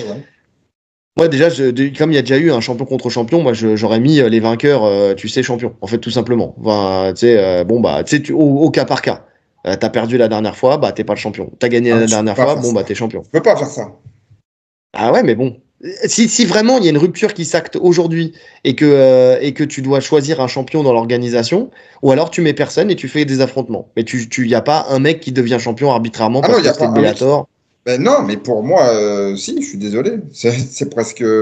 Même si tu l'as battu, si tu es champion du Bellator, à partir du moment où la ceinture du PFL elle n'était pas en jeu, tu rejoins le PFL. Le mec qui est champion du PFL, il reste champion. C'est comme ça. Alors, oui, toi, tu le vois dans l'autre sens. C'est-à-dire le champion du PFL reste champion. Ah bah oui, bah, tu rejoins le PFL. Oui. Puisque on était d'accord que oui, ils avaient racheté le Bellator, mais c'était quand même deux organes bien distincts dans la gestion. Tu vois, ça n'avait rien à voir. Ça offrait l'opportunité de faire des coproductions, mais c'était quand même deux organes bien distincts. Donc pourquoi mettre le champion du Bellator, champion du PFL quand il rejoint l'orga? Ça n'a pas de sens. Enfin, c'est vraiment léser les mecs du PFL. Parce qu'il y a un champ contre champ et qu'il y a eu un résultat et que tu peux t'appuyer dessus. Ouais, mais la ceinture n'était pas en jeu. Mais même juridiquement, je pense que tu peux pas destituer le champion comme ça, c'est pas possible. Oui, moi, c'est ce que je me dis aussi. Et c'est pour ça, quand il a dit ça, genre le Bellator, en fait, devient champion. Enfin, le champion du Bellator devient champion parce qu'il est mieux payé, parce que son statut est meilleur. J'ai pas trouvé ça non plus très très honnête enfin tu vois comme processus à faire quoi. En tout cas, ce que reproche Ariel Helwani à Don Davis, c'est de ne pas prendre la parole en public véritablement comme l'aurait fait Dana White en disant voilà c'est bon le Bellator c'est fini maintenant c'est comme si et puis on n'en parle plus et de laisser en fait les managers et les combattants en fait comment dire mécontents justement écrire l'histoire. Tu vois, c'est eux qui apportent l'histoire. C'est pas Don Davis qui dit voilà, c'est comme ça, c'est pas autrement. Effectivement.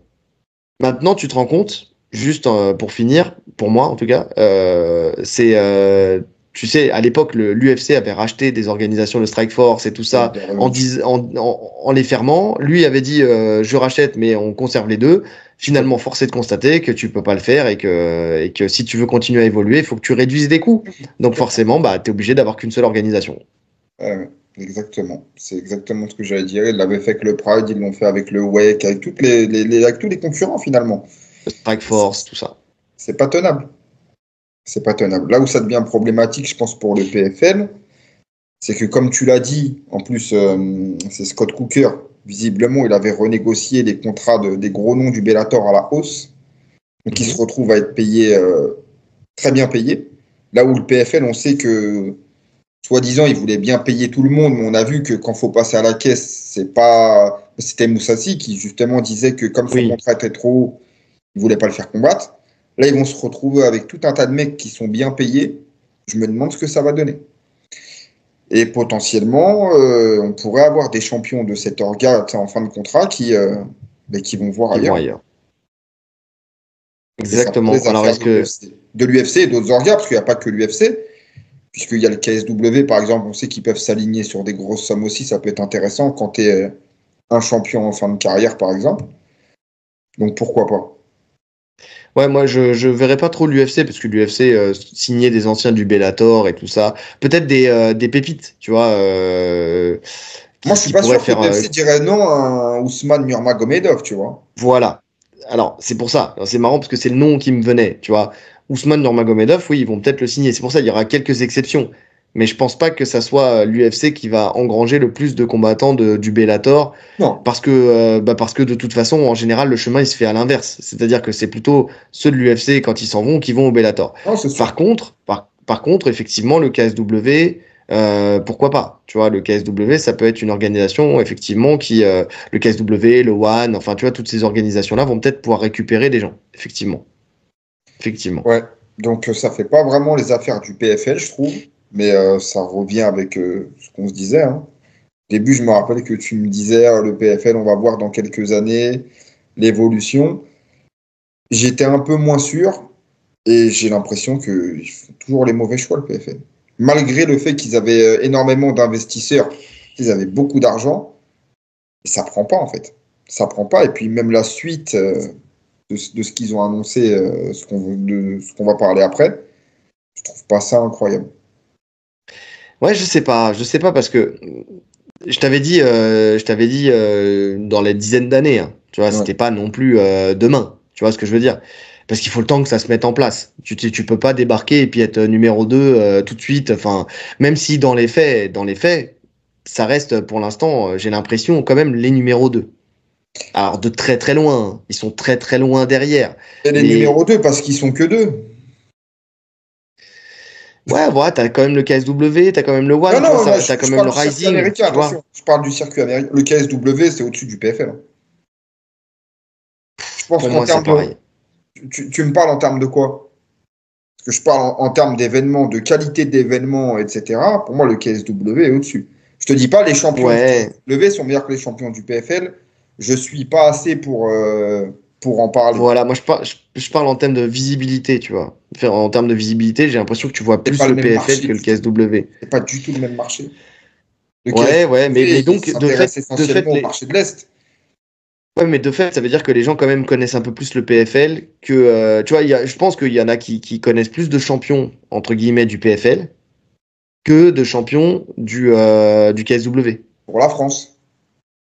tu vois. Donc Pour la pour moi, France. ça les. Ah, tu parles pour la France. Non, même Parce que je parle même d'un même mondial, je va en pense, tu sais. Russie ou va en Pologne, je suis pas sûr. Ouais, bah, en Pologne, c'est normal, j'ai envie de te dire, tu vois. Ouais, mais est-ce que le PFL peut aux États-Unis remplir un stade? Jamais de la vie. Visiblement, ils Un, sont éclatés leurs événements. un petit. Ouais, un mini. Là où le. Non, honnêtement, je suis vraiment pas sûr. Après, Je je sais suis pas. vraiment pas fan du PFL. Parce que le KSW, tu sais, tu me dis en Pologne, mais c'est normal, c'est une organisation qui est polonaise, donc forcément ils vont, et puis qui a implanté depuis longtemps et qui a un roster de ouf, tu sais, en Pologne, enfin, tu vois, qui remplissent des stades depuis longtemps. Enfin, c'est pas comparable à cet endroit-là du globe, tu vois. Je parle vraiment plus global. Parce qu'en France, qu'est-ce qui ferait, en France, qu'est-ce qui ferait que le PFL, par exemple, soit plus connu que le KSW? Rien de spécial en vrai, hein. Il y a des combattants français des deux côtés. Tu vois, t'as un Saladin Parnasse Très d'un honnêtement, côté, t'as un je suis pas Varela. certain que. Ouais, mais le PFL, là, tu me parles du PFL en France. Le PFL, il est plus connu uniquement sur les combattants français. De même que le KSW. En France, c'est pas deux orgas qui sont méga connus. Non, non, je dis pas le contraire, mais Ils ont j'ai des comme c'est un combattants qui vont ressenti, remplir des c'est un lieux. ressenti. Ils ont des combattants qui vont remplir des lieux. Mais hormis ça, hormis ces combattants-là, les gens ne connaissent pas les champions du PFL. Non, mais c'est un ressenti. J'ai l'impression que les gens me parlent. Tu vois, quand je vois dans les commentaires, il y en a plein qui nous demandent ouais, vous avez pas parlé du PFL. Si vous deviez parler du PFL, tu vois, ils me sortent parce que nous, forcément, on regarde pas plus que ça ces deux organisations-là, sauf quand il y a des combats qui nous intéressent. Mais j'ai quand même l'impression souvent d'avoir des auditeurs dans les commentaires qui nous disent tiens, il y a tel si vous faisiez un sujet sur tel du PFL. tu vois, Ditcheva, tu vois, bah, il y a quand même des noms quand même qui sont connus, qui sont pas français, qui sont connus des Français. Par contre, les champions du KSW, il y a jamais personne qui m'a mis en commentaire. Déjà, Ah, leurs t'as noms, vu ils le sont champion imprononçables. Déjà. Voilà. Non, mais c'est parce qu'en fait, déjà, si t'as pas Google pour te le corriger, mais tu peux faire un copier-coller. Tu vois ce que je veux dire?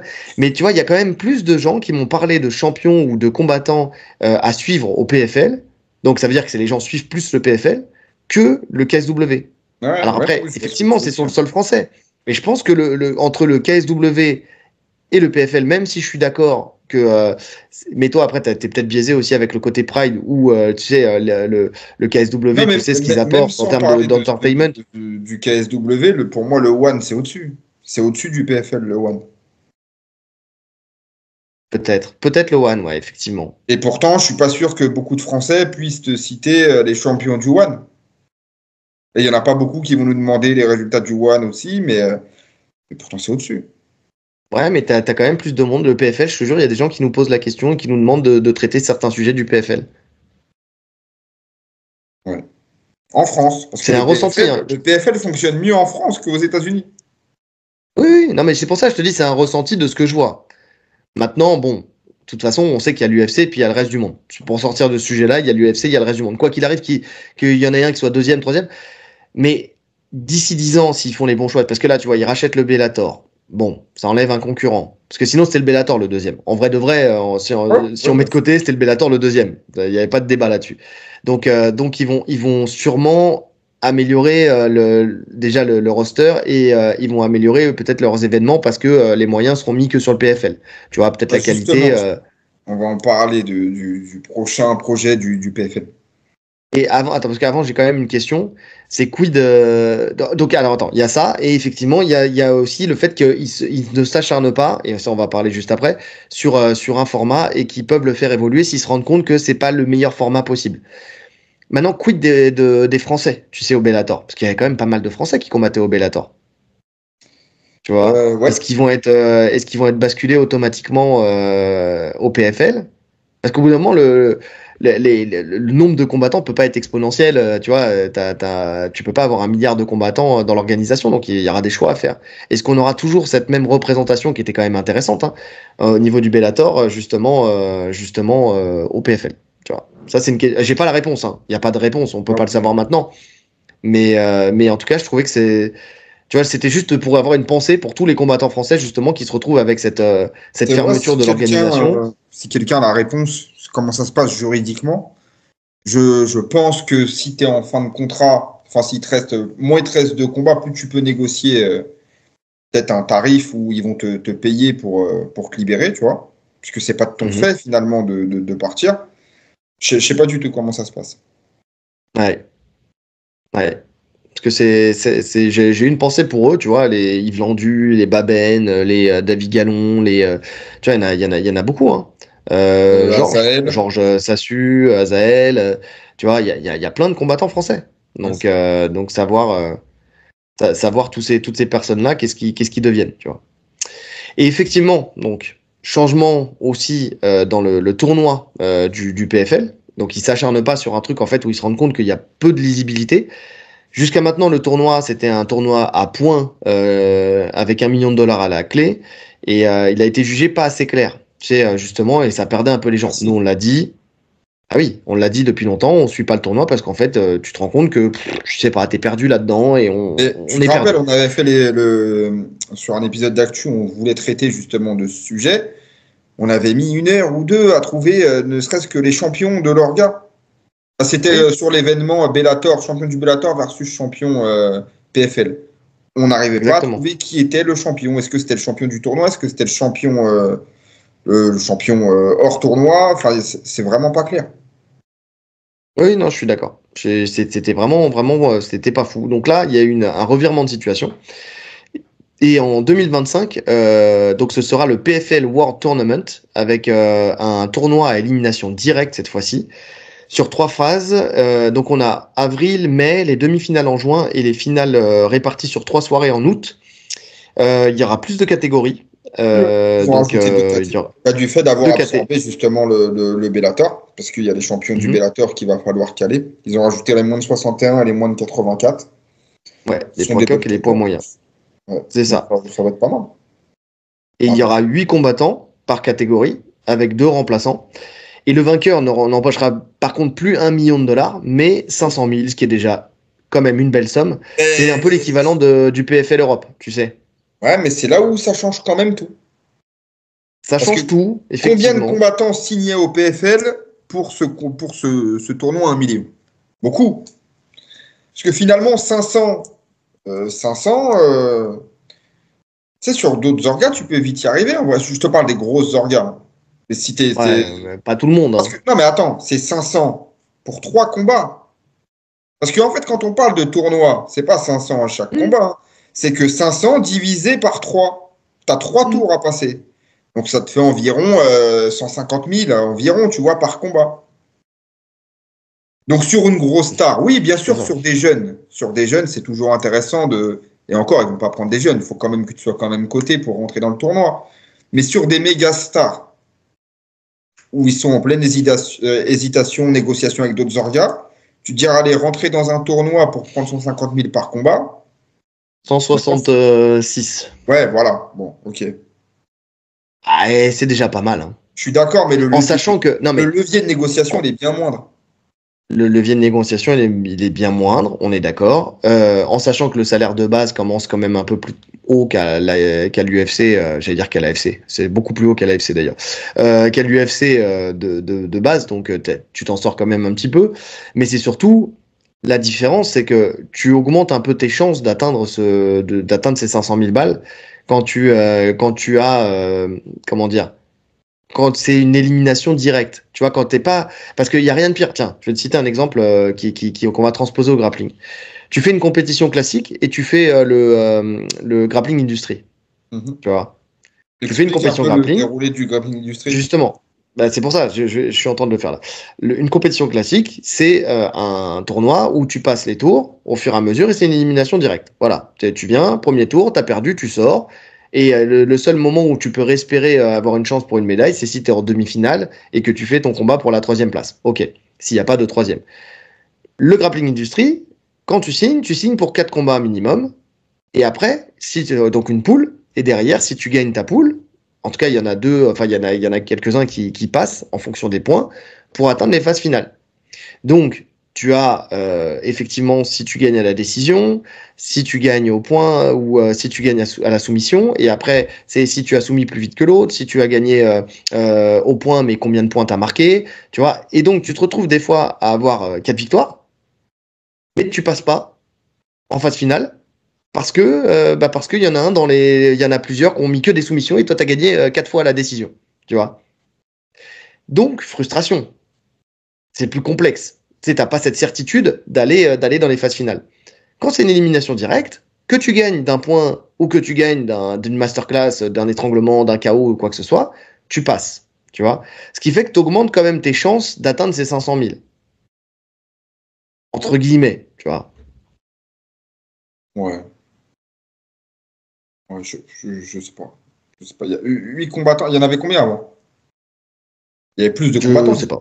puisqu'il Il y y avait avait des plus de combattants, ouais, il ouais, y avait plus de combattants.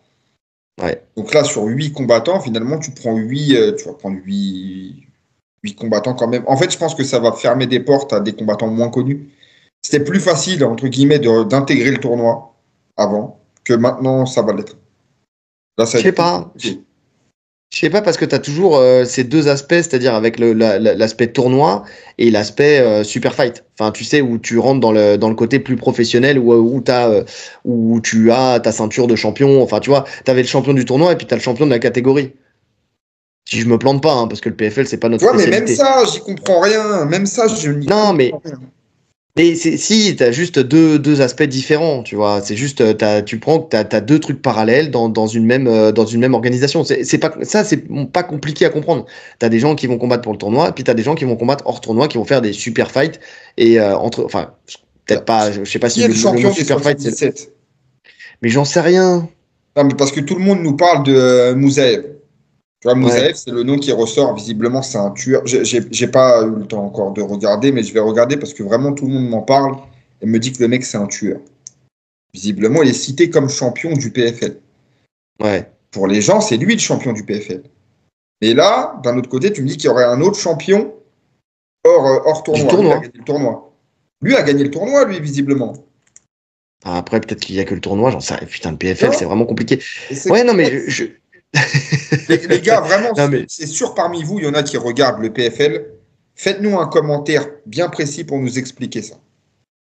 Ça sera parfait. Oui, ouais. Mais je sais pas, moi je trouve que c'est quand même une bonne chose. Ça donne en fait de la clarté à la chose. Tu vois, il y a plus, t'as pas à compter, à sortir ton téléphone, ta calculette et à savoir, tiens, lui il a gagné, je sais pas moi, 2 rounds à 1, c'était une split decision, c'était une décision unanime, c'était ceci, c'était cela. Tu vois, il y a pas de doute. Tu gagnes, tu passes, tu gagnes pas, tu passes pas. Là pour donc c'est pour le Grand Prix classique. Attends, juste pour finir, c'est le retour du Pride. Tu sais, avec les Grands Prix.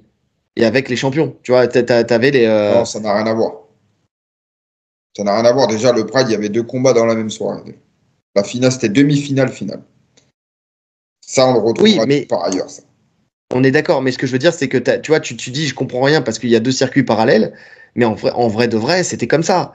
T'avais les champions et puis t'avais les Grands Prix. Ouais, mais les Grands Prix étaient disputés par le même roster, tu vois. Il n'y avait pas de mecs qui faisaient des super fights. Finalement, c'était, tu prenais, je sais pas moi, tu prenais le top 10 et tu les mettais dans le tournoi. Tu vois ce que je veux dire? Là, tu sens qu'il y a une différence entre les mecs qui font et les super fights et les mecs qui font le tournoi, comme si c'était deux chemins distincts. Là où le Pride, c'était finalement tous les mecs de la KT qui étaient mélangés et c'était très bien comme ça. Ça, j'aime bien ce format, moi. J'aime peut-être que c'est ce qu'ils vont faire. Peut-être que c'est ce qu'ils vont faire. Peut-être. Tu vois. Là, c'est plus intéressant. Donc, dans ce cas-là, oui, effectivement, ça ferme des portes aux gens qui débutent, mais dans l'organisation, tu vois. Mais bon, en soi. Et puis même. En soi, tu fais ton chemin, quoi. C'est intéressant. Là, tu parles parce que j'aime beaucoup, moi, ce format de Grand Prix. Là où c'est intéressant avec le Pride, c'est que déjà, il y avait 2 KT qui étaient représentés dans les Grands Prix. Tu vois, il y a le Pride, c'était les middleweight, light heavyweight et les lourds. Et c'était une année sur 2 où ça alternait. Donc ça, c'était bien. Alors que là, le PFL, finalement, les tournois, c'est la norme. C'est tout le temps des tournois. Donc il n'y a même pas ce charme de... Tu vois, avant, c'était vraiment bien. C'était un peu comme la DCC. Tu vois, qu'est-ce qui est kiffant dans la DCC? C'est que c'est pas tous les ans. Tu sais, ça peut bouger, il y a du renouveau. Là, c'est des tournois tout le temps. Donc moi, je suis pas... Et voilà la question que j'avais. Donc sur le Grand Prix, on a dit que ça descend à 500 000. Est-ce qu'on conserve les tournois sur le PFL Europe? Je sais pas, j'ai pas l'info. Parce que du coup, ça devrait descendre aussi. Ça me paraît plus logique. Si sur le plus gros tournoi, tu le mets à 500 000, il n'y a aucun intérêt que celui d'en dessous soit au même niveau. Tu devrais descendre aussi. Donc même ça, tu perds des potentielles pépites européennes, tu vois, qui pourraient faire d'autres choix. Parce que finalement, leur plus grosse force, c'était ça. Non, tu sais, je crois que là-dessus, on se fait des nœuds au cerveau pour rien, parce que quoi qu'il arrive, tu sais, tu prends l'UFC, des personnes qui gagnent ne serait-ce que 150... Parce que tu dis, ouais, les gens vont pas se prendre la tête pour 150 000 balles. Attends, il y a combien de personnes qui gagnent 150 000 balles à l'UFC, s'il te plaît? Il faut atteindre quel niveau pour gagner 150 000 balles? Oui, tu vois, si on prend Non, ouais. Tu sais, là, je crois qu'on est en train de faire nos divas, tu sais. Alors oui, effectivement, c'est une perte, mais quand même. Tu vois, alors là, par contre, le tournoi de l'Octagone, là, ok, tu sais, Lawson Keita qui a encore gagné le tournoi à 1 million. Là, oui, là, je pense qu'il y a une vraie concurrence ici. Par contre, tu prends avec l'UFC, je pense que tu as encore des gens qui se diront, ah, là, je suis presque sûr d'avoir 160 000 balles ou d'avoir les 500 000. Tu vois, si je mène bien ma barque, par contre, pour atteindre 500 000 à l'UFC, il faut que je sois dans le top 3. Et encore, même dans le top 3, Cyril Gane, sa dernière sortie, il a gagné 300 000. Oui, mais en un combat, pas en 5. Non, mais je dis pas le contraire. Mais c'est le numéro 1 contender. Non, mais oui, je suis d'accord. Je te dis juste que la question, tu réfléchis différemment. Ouais, je pense que moi, la question, elle est vite répondue. Hein. Tu sais, je me dis, voilà, effectivement, tu vas faire... donc, il y a 8 combattants. Ça fait 3 sorties, quoi. 3 dates. Attends, ça fait combien? Ils ont dit... j'ai plus le truc en tête. Mais bon, tu vas faire 3 combats. Voilà, tu vas faire 3 combats. Mais voilà, t'as quand même Plus, en un an, regarde, en un an, sur 3 combats, tu peux peut-être atteindre 500 000. Peut-être. Là où il va falloir que tu attendes combien d'années avant d'être dans le. À moins d'être une pépite de ouf. Et donc la question, elle se pose pas. Hein. Si tu es une pépite de ouf, tu vas aller à l'UFC et tu vas monter des échelons et tu gagneras 300, 400, 500 000 assez rapidement, entre guillemets, parce que tu vas monter. Mais tu as des gens pendant des années, ils vont combattre à l'UFC, ils verront jamais la queue d'une centaine de milliers de dollars. Tu vois, t'en as, ils combattent pendant des années, ils combattent une fois dans l'année, 2 fois dans l'année, ils vont gagner 50, 60, 70, 75 000 dollars par combat. Oui. Donc, tu es quand même bien au-dessus. Tu vois, je pense que là, c'est vraiment. Tu sais, on parlait de caprice tout à l'heure. Là, c'est un peu du caprice. Tu sais, ah ouais, j'ai plus 1 million. Non, non, je pense qu'il y en a plein. Tu vas leur promettre 500 000. Ils vont se dire, ouais, ça se réfléchit. 500 000, c'est le prix d'une baraque, tu vois.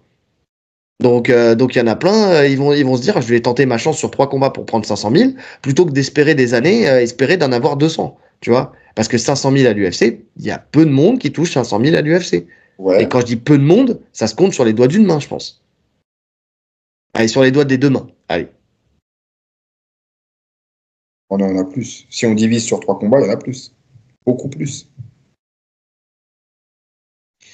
Parce que toi, tu me parles de 500 000 comme s'il touchait 500 000.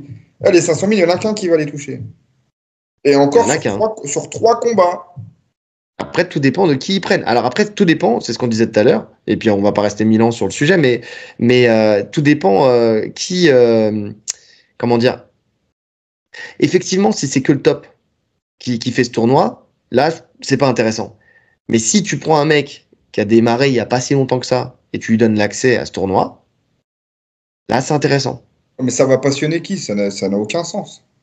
Sur un tournoi, on veut des combats, on veut quand même des stars, tu vois, pour que ce soit intéressant et attractif pour le public. Ouais.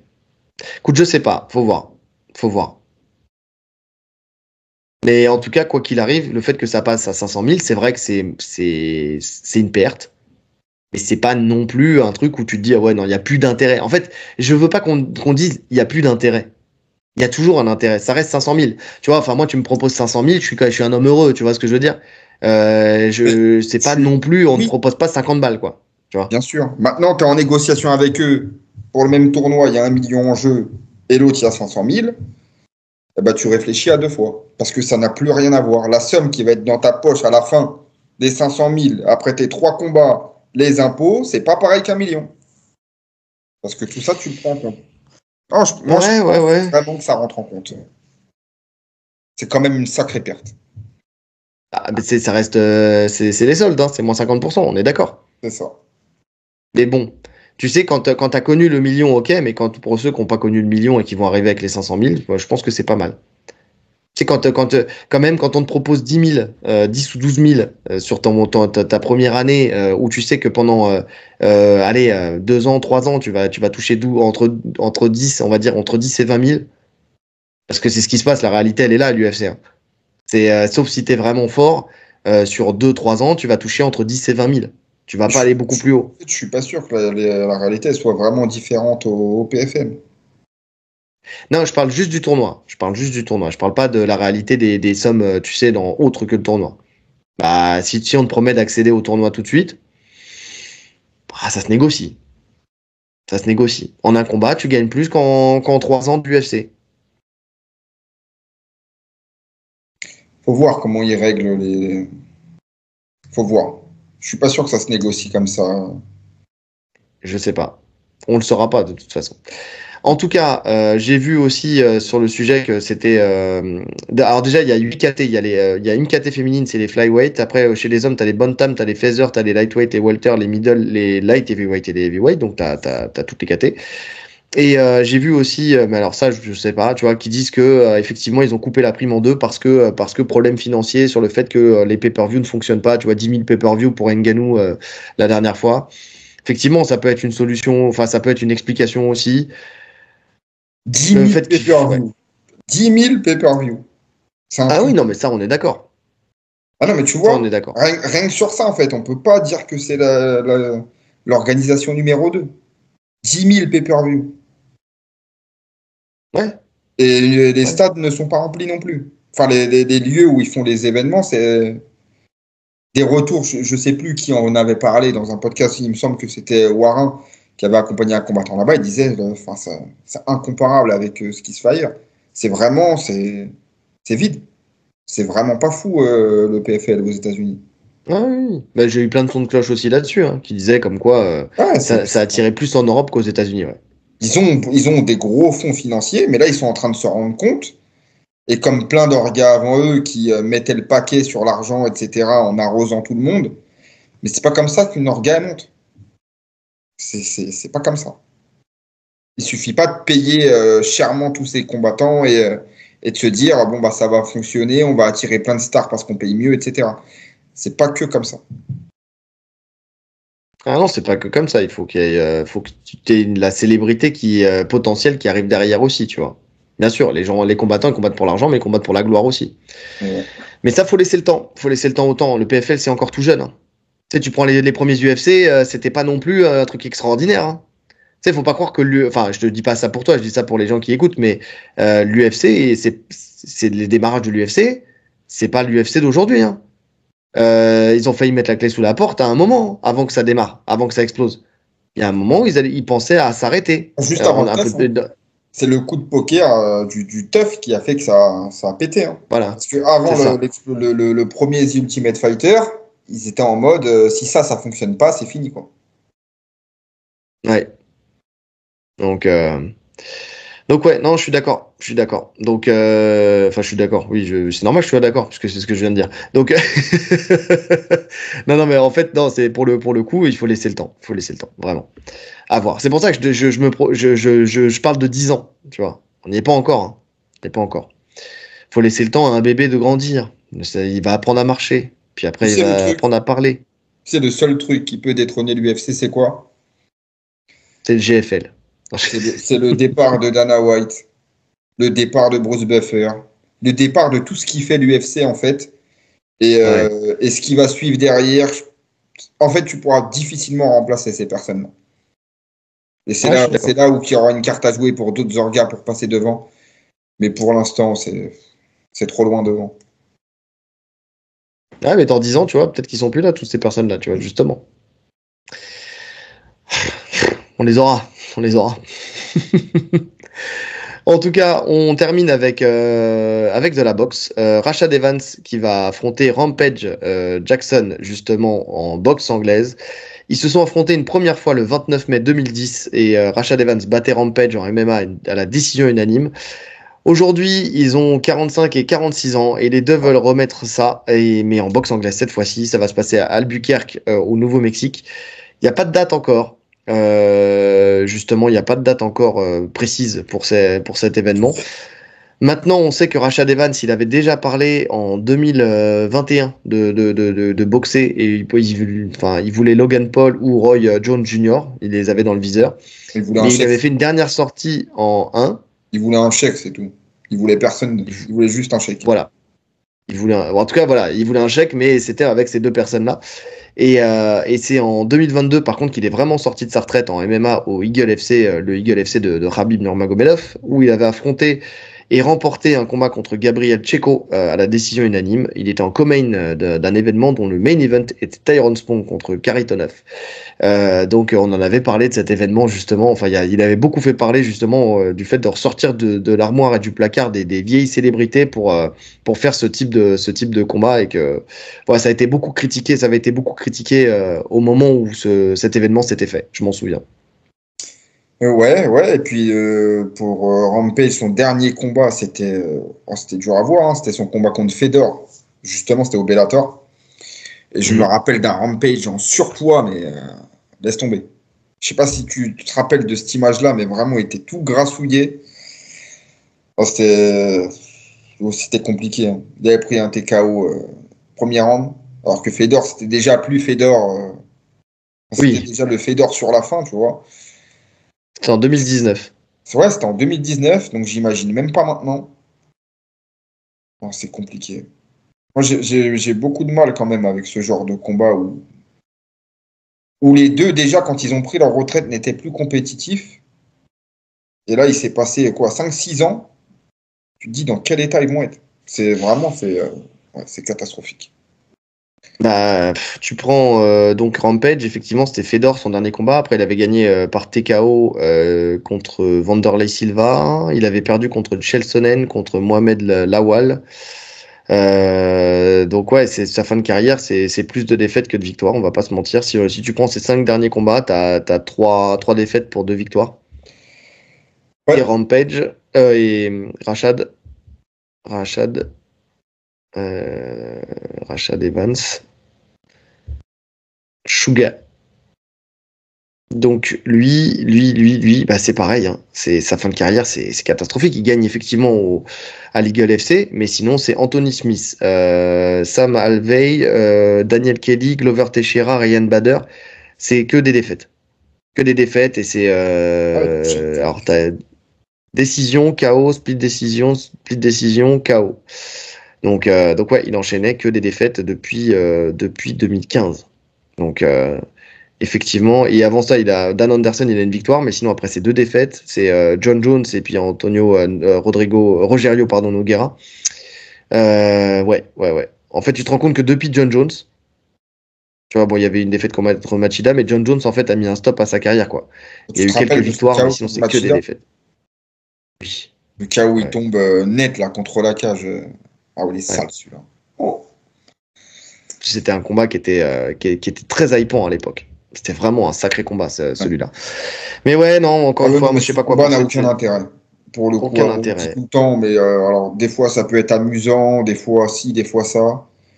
Là déjà, techniquement, alors Rampage, il n'avait pas une anglaise dégueu, mais les deux finalement, c'est pas forcément des mecs de l'anglaise. Donc même Ouais. techniquement, c'est pas fou. Leur état de forme, Evans peut-être un peu moins, puisque tu me dis qu'il a combattu il y a environ 2 ans, 2 ans et demi, 3 ans. Et même, il est assez âgé. Rampage, 2022. son dernier combat, tu vois, 45 ans, 47 ans. C'est dur. C'est très dur. Et puis au-delà de ça, les deux n'ont aucun buzz actuellement. Ah ouais. Ça, c'est ça le Là, truc. on les C'est-à-dire que ressort vraiment de la naphtaline, ouais. même financièrement, je suis même pas sûr qu'ils prennent tant que ça. Quand il y a des combattants justement qui négocient des combats en anglaise juste après ta retraite, quand tu es encore dans le feu de l'action, tu vois, je suis sûr qu'il y a plein de mecs qui suivent le MMA actuellement qui ne savent même pas qui sont ces deux combattants. Ah bah si tu prends les chiffres que donnait Alex Herbinet la dernière fois lors de l'interview et qui Les disait gens qui que suivent le 70% MMA des qui post-Covid, suivent le MMA depuis le Covid, effectivement ces gens-là, ces deux noms-là, ils ne savent pas du tout qui c'est. Non, ça c'est sûr et certain. Donc après ça se passe aux États-Unis. Donc aux États-Unis, il y a quand même des gens. Là, on parle on parle des Français, tu vois. Aux États-Unis, je pense qu'il y a quand même peut-être une culture un peu plus grande du MMA et donc peut-être une connaissance un peu plus grande de ces deux combattants-là, tu vois. Donc ça va attirer quand même un peu de non, monde. mais c'est surtout qu'aux États-Unis, il y a quand même cette culture du catch, hein, on va pas se mentir. Dans tous les cas, ils arrivent à vendre ces combats-là. C'est un bon trash Ouais. talk, surtout que les deux ne s'aimaient vraiment pas. Alors, je sais pas si ça a évolué, mais à l'époque, ils s'aimaient vraiment pas. Il y a eu, Bon, ils s'aimeront pas pour l'événement, même si ouais, ça a voilà. évolué, Il y ils avait eu un s'aimeront pas gros pendant trash l'événement. talk entre les deux, et c'est ça qui avait bien hypé le combat, sur le combat en MMA. Donc, ça sera encore le cas là. Mais, ouais. Bon, on en parle juste parce qu'il fallait en parler, tu vois. Nous, pour le coup, c'est des combattants qu'on a suivis et qui font partie vraiment de l'histoire du MMA, parce que les deux sont d'immenses champions. Mais les voir en anglaise, là, non, non merci. Tu sais, j'ai l'impression de Ouais, voir le combat, quand ils avaient fait le combat Tito Ortiz, Chuck Liddell, où c'était, mais je crois que c'est un des combats les plus ridicules que j'ai vus, hein, en, justement sur ce type de combat, là, de retraité. C'était horrible. Je sais pas si tu l'as en tête, ce combat, mais Chuck Liddell, c'était waouh. C'était un papy, quoi. ouais, le même Ortiz, hein, Tito Même Ortiz Ortiz, en mais boxe, Chuck c'est Liddell, c'était pas. vraiment impressionnant de le voir dans la cage. C'était un papy. Ouais. Ouais, je suis d'accord. Je suis d'accord. Non, c'est pas fou. Bah écoute, en tout cas, tu vois, moi pourtant d'habitude je suis plus enclin à, tu sais, toi t'es assez dithyrambique en disant que tu regarderas pas. Moi je suis plus enclin à regarder en général ce genre d'événement là. Je suis pas sûr que je passerai le cap. Donc on l'annonce. Est-ce qu'on fera un débrief? Je sais Oui. pas. Je regarderai peut-être un highlight, mais ça s'arrêtera là quoi. Ça s'arrêtera là. Bon, en tout cas, on a fait le tour de l'actu de la semaine. Le petit mot de la fin, bah, dites-nous si cet épisode était un épisode à 500 roubles ou pas, dans les commentaires. Ou si ça valait plus.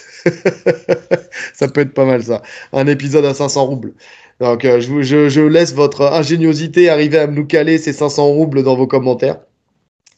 En attendant, likez, commentez, partagez, cliquez sur la cloche des notifications pour ne rien rater. Les 5 étoiles sur toutes les plateformes de podcast.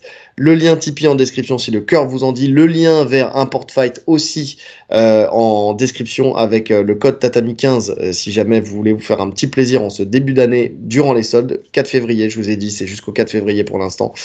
Le jeu concours qui va arriver aussi très bientôt. J'attends les éléments et dès que j'ai tout ça, on en parlera dans les prochains épisodes. Et puis voilà, en attendant, il ne reste plus qu'à vous souhaiter une bonne journée. Ou une bonne soirée. En fonction de l'heure à laquelle vous nous écoutez. Allez, salut! Salut!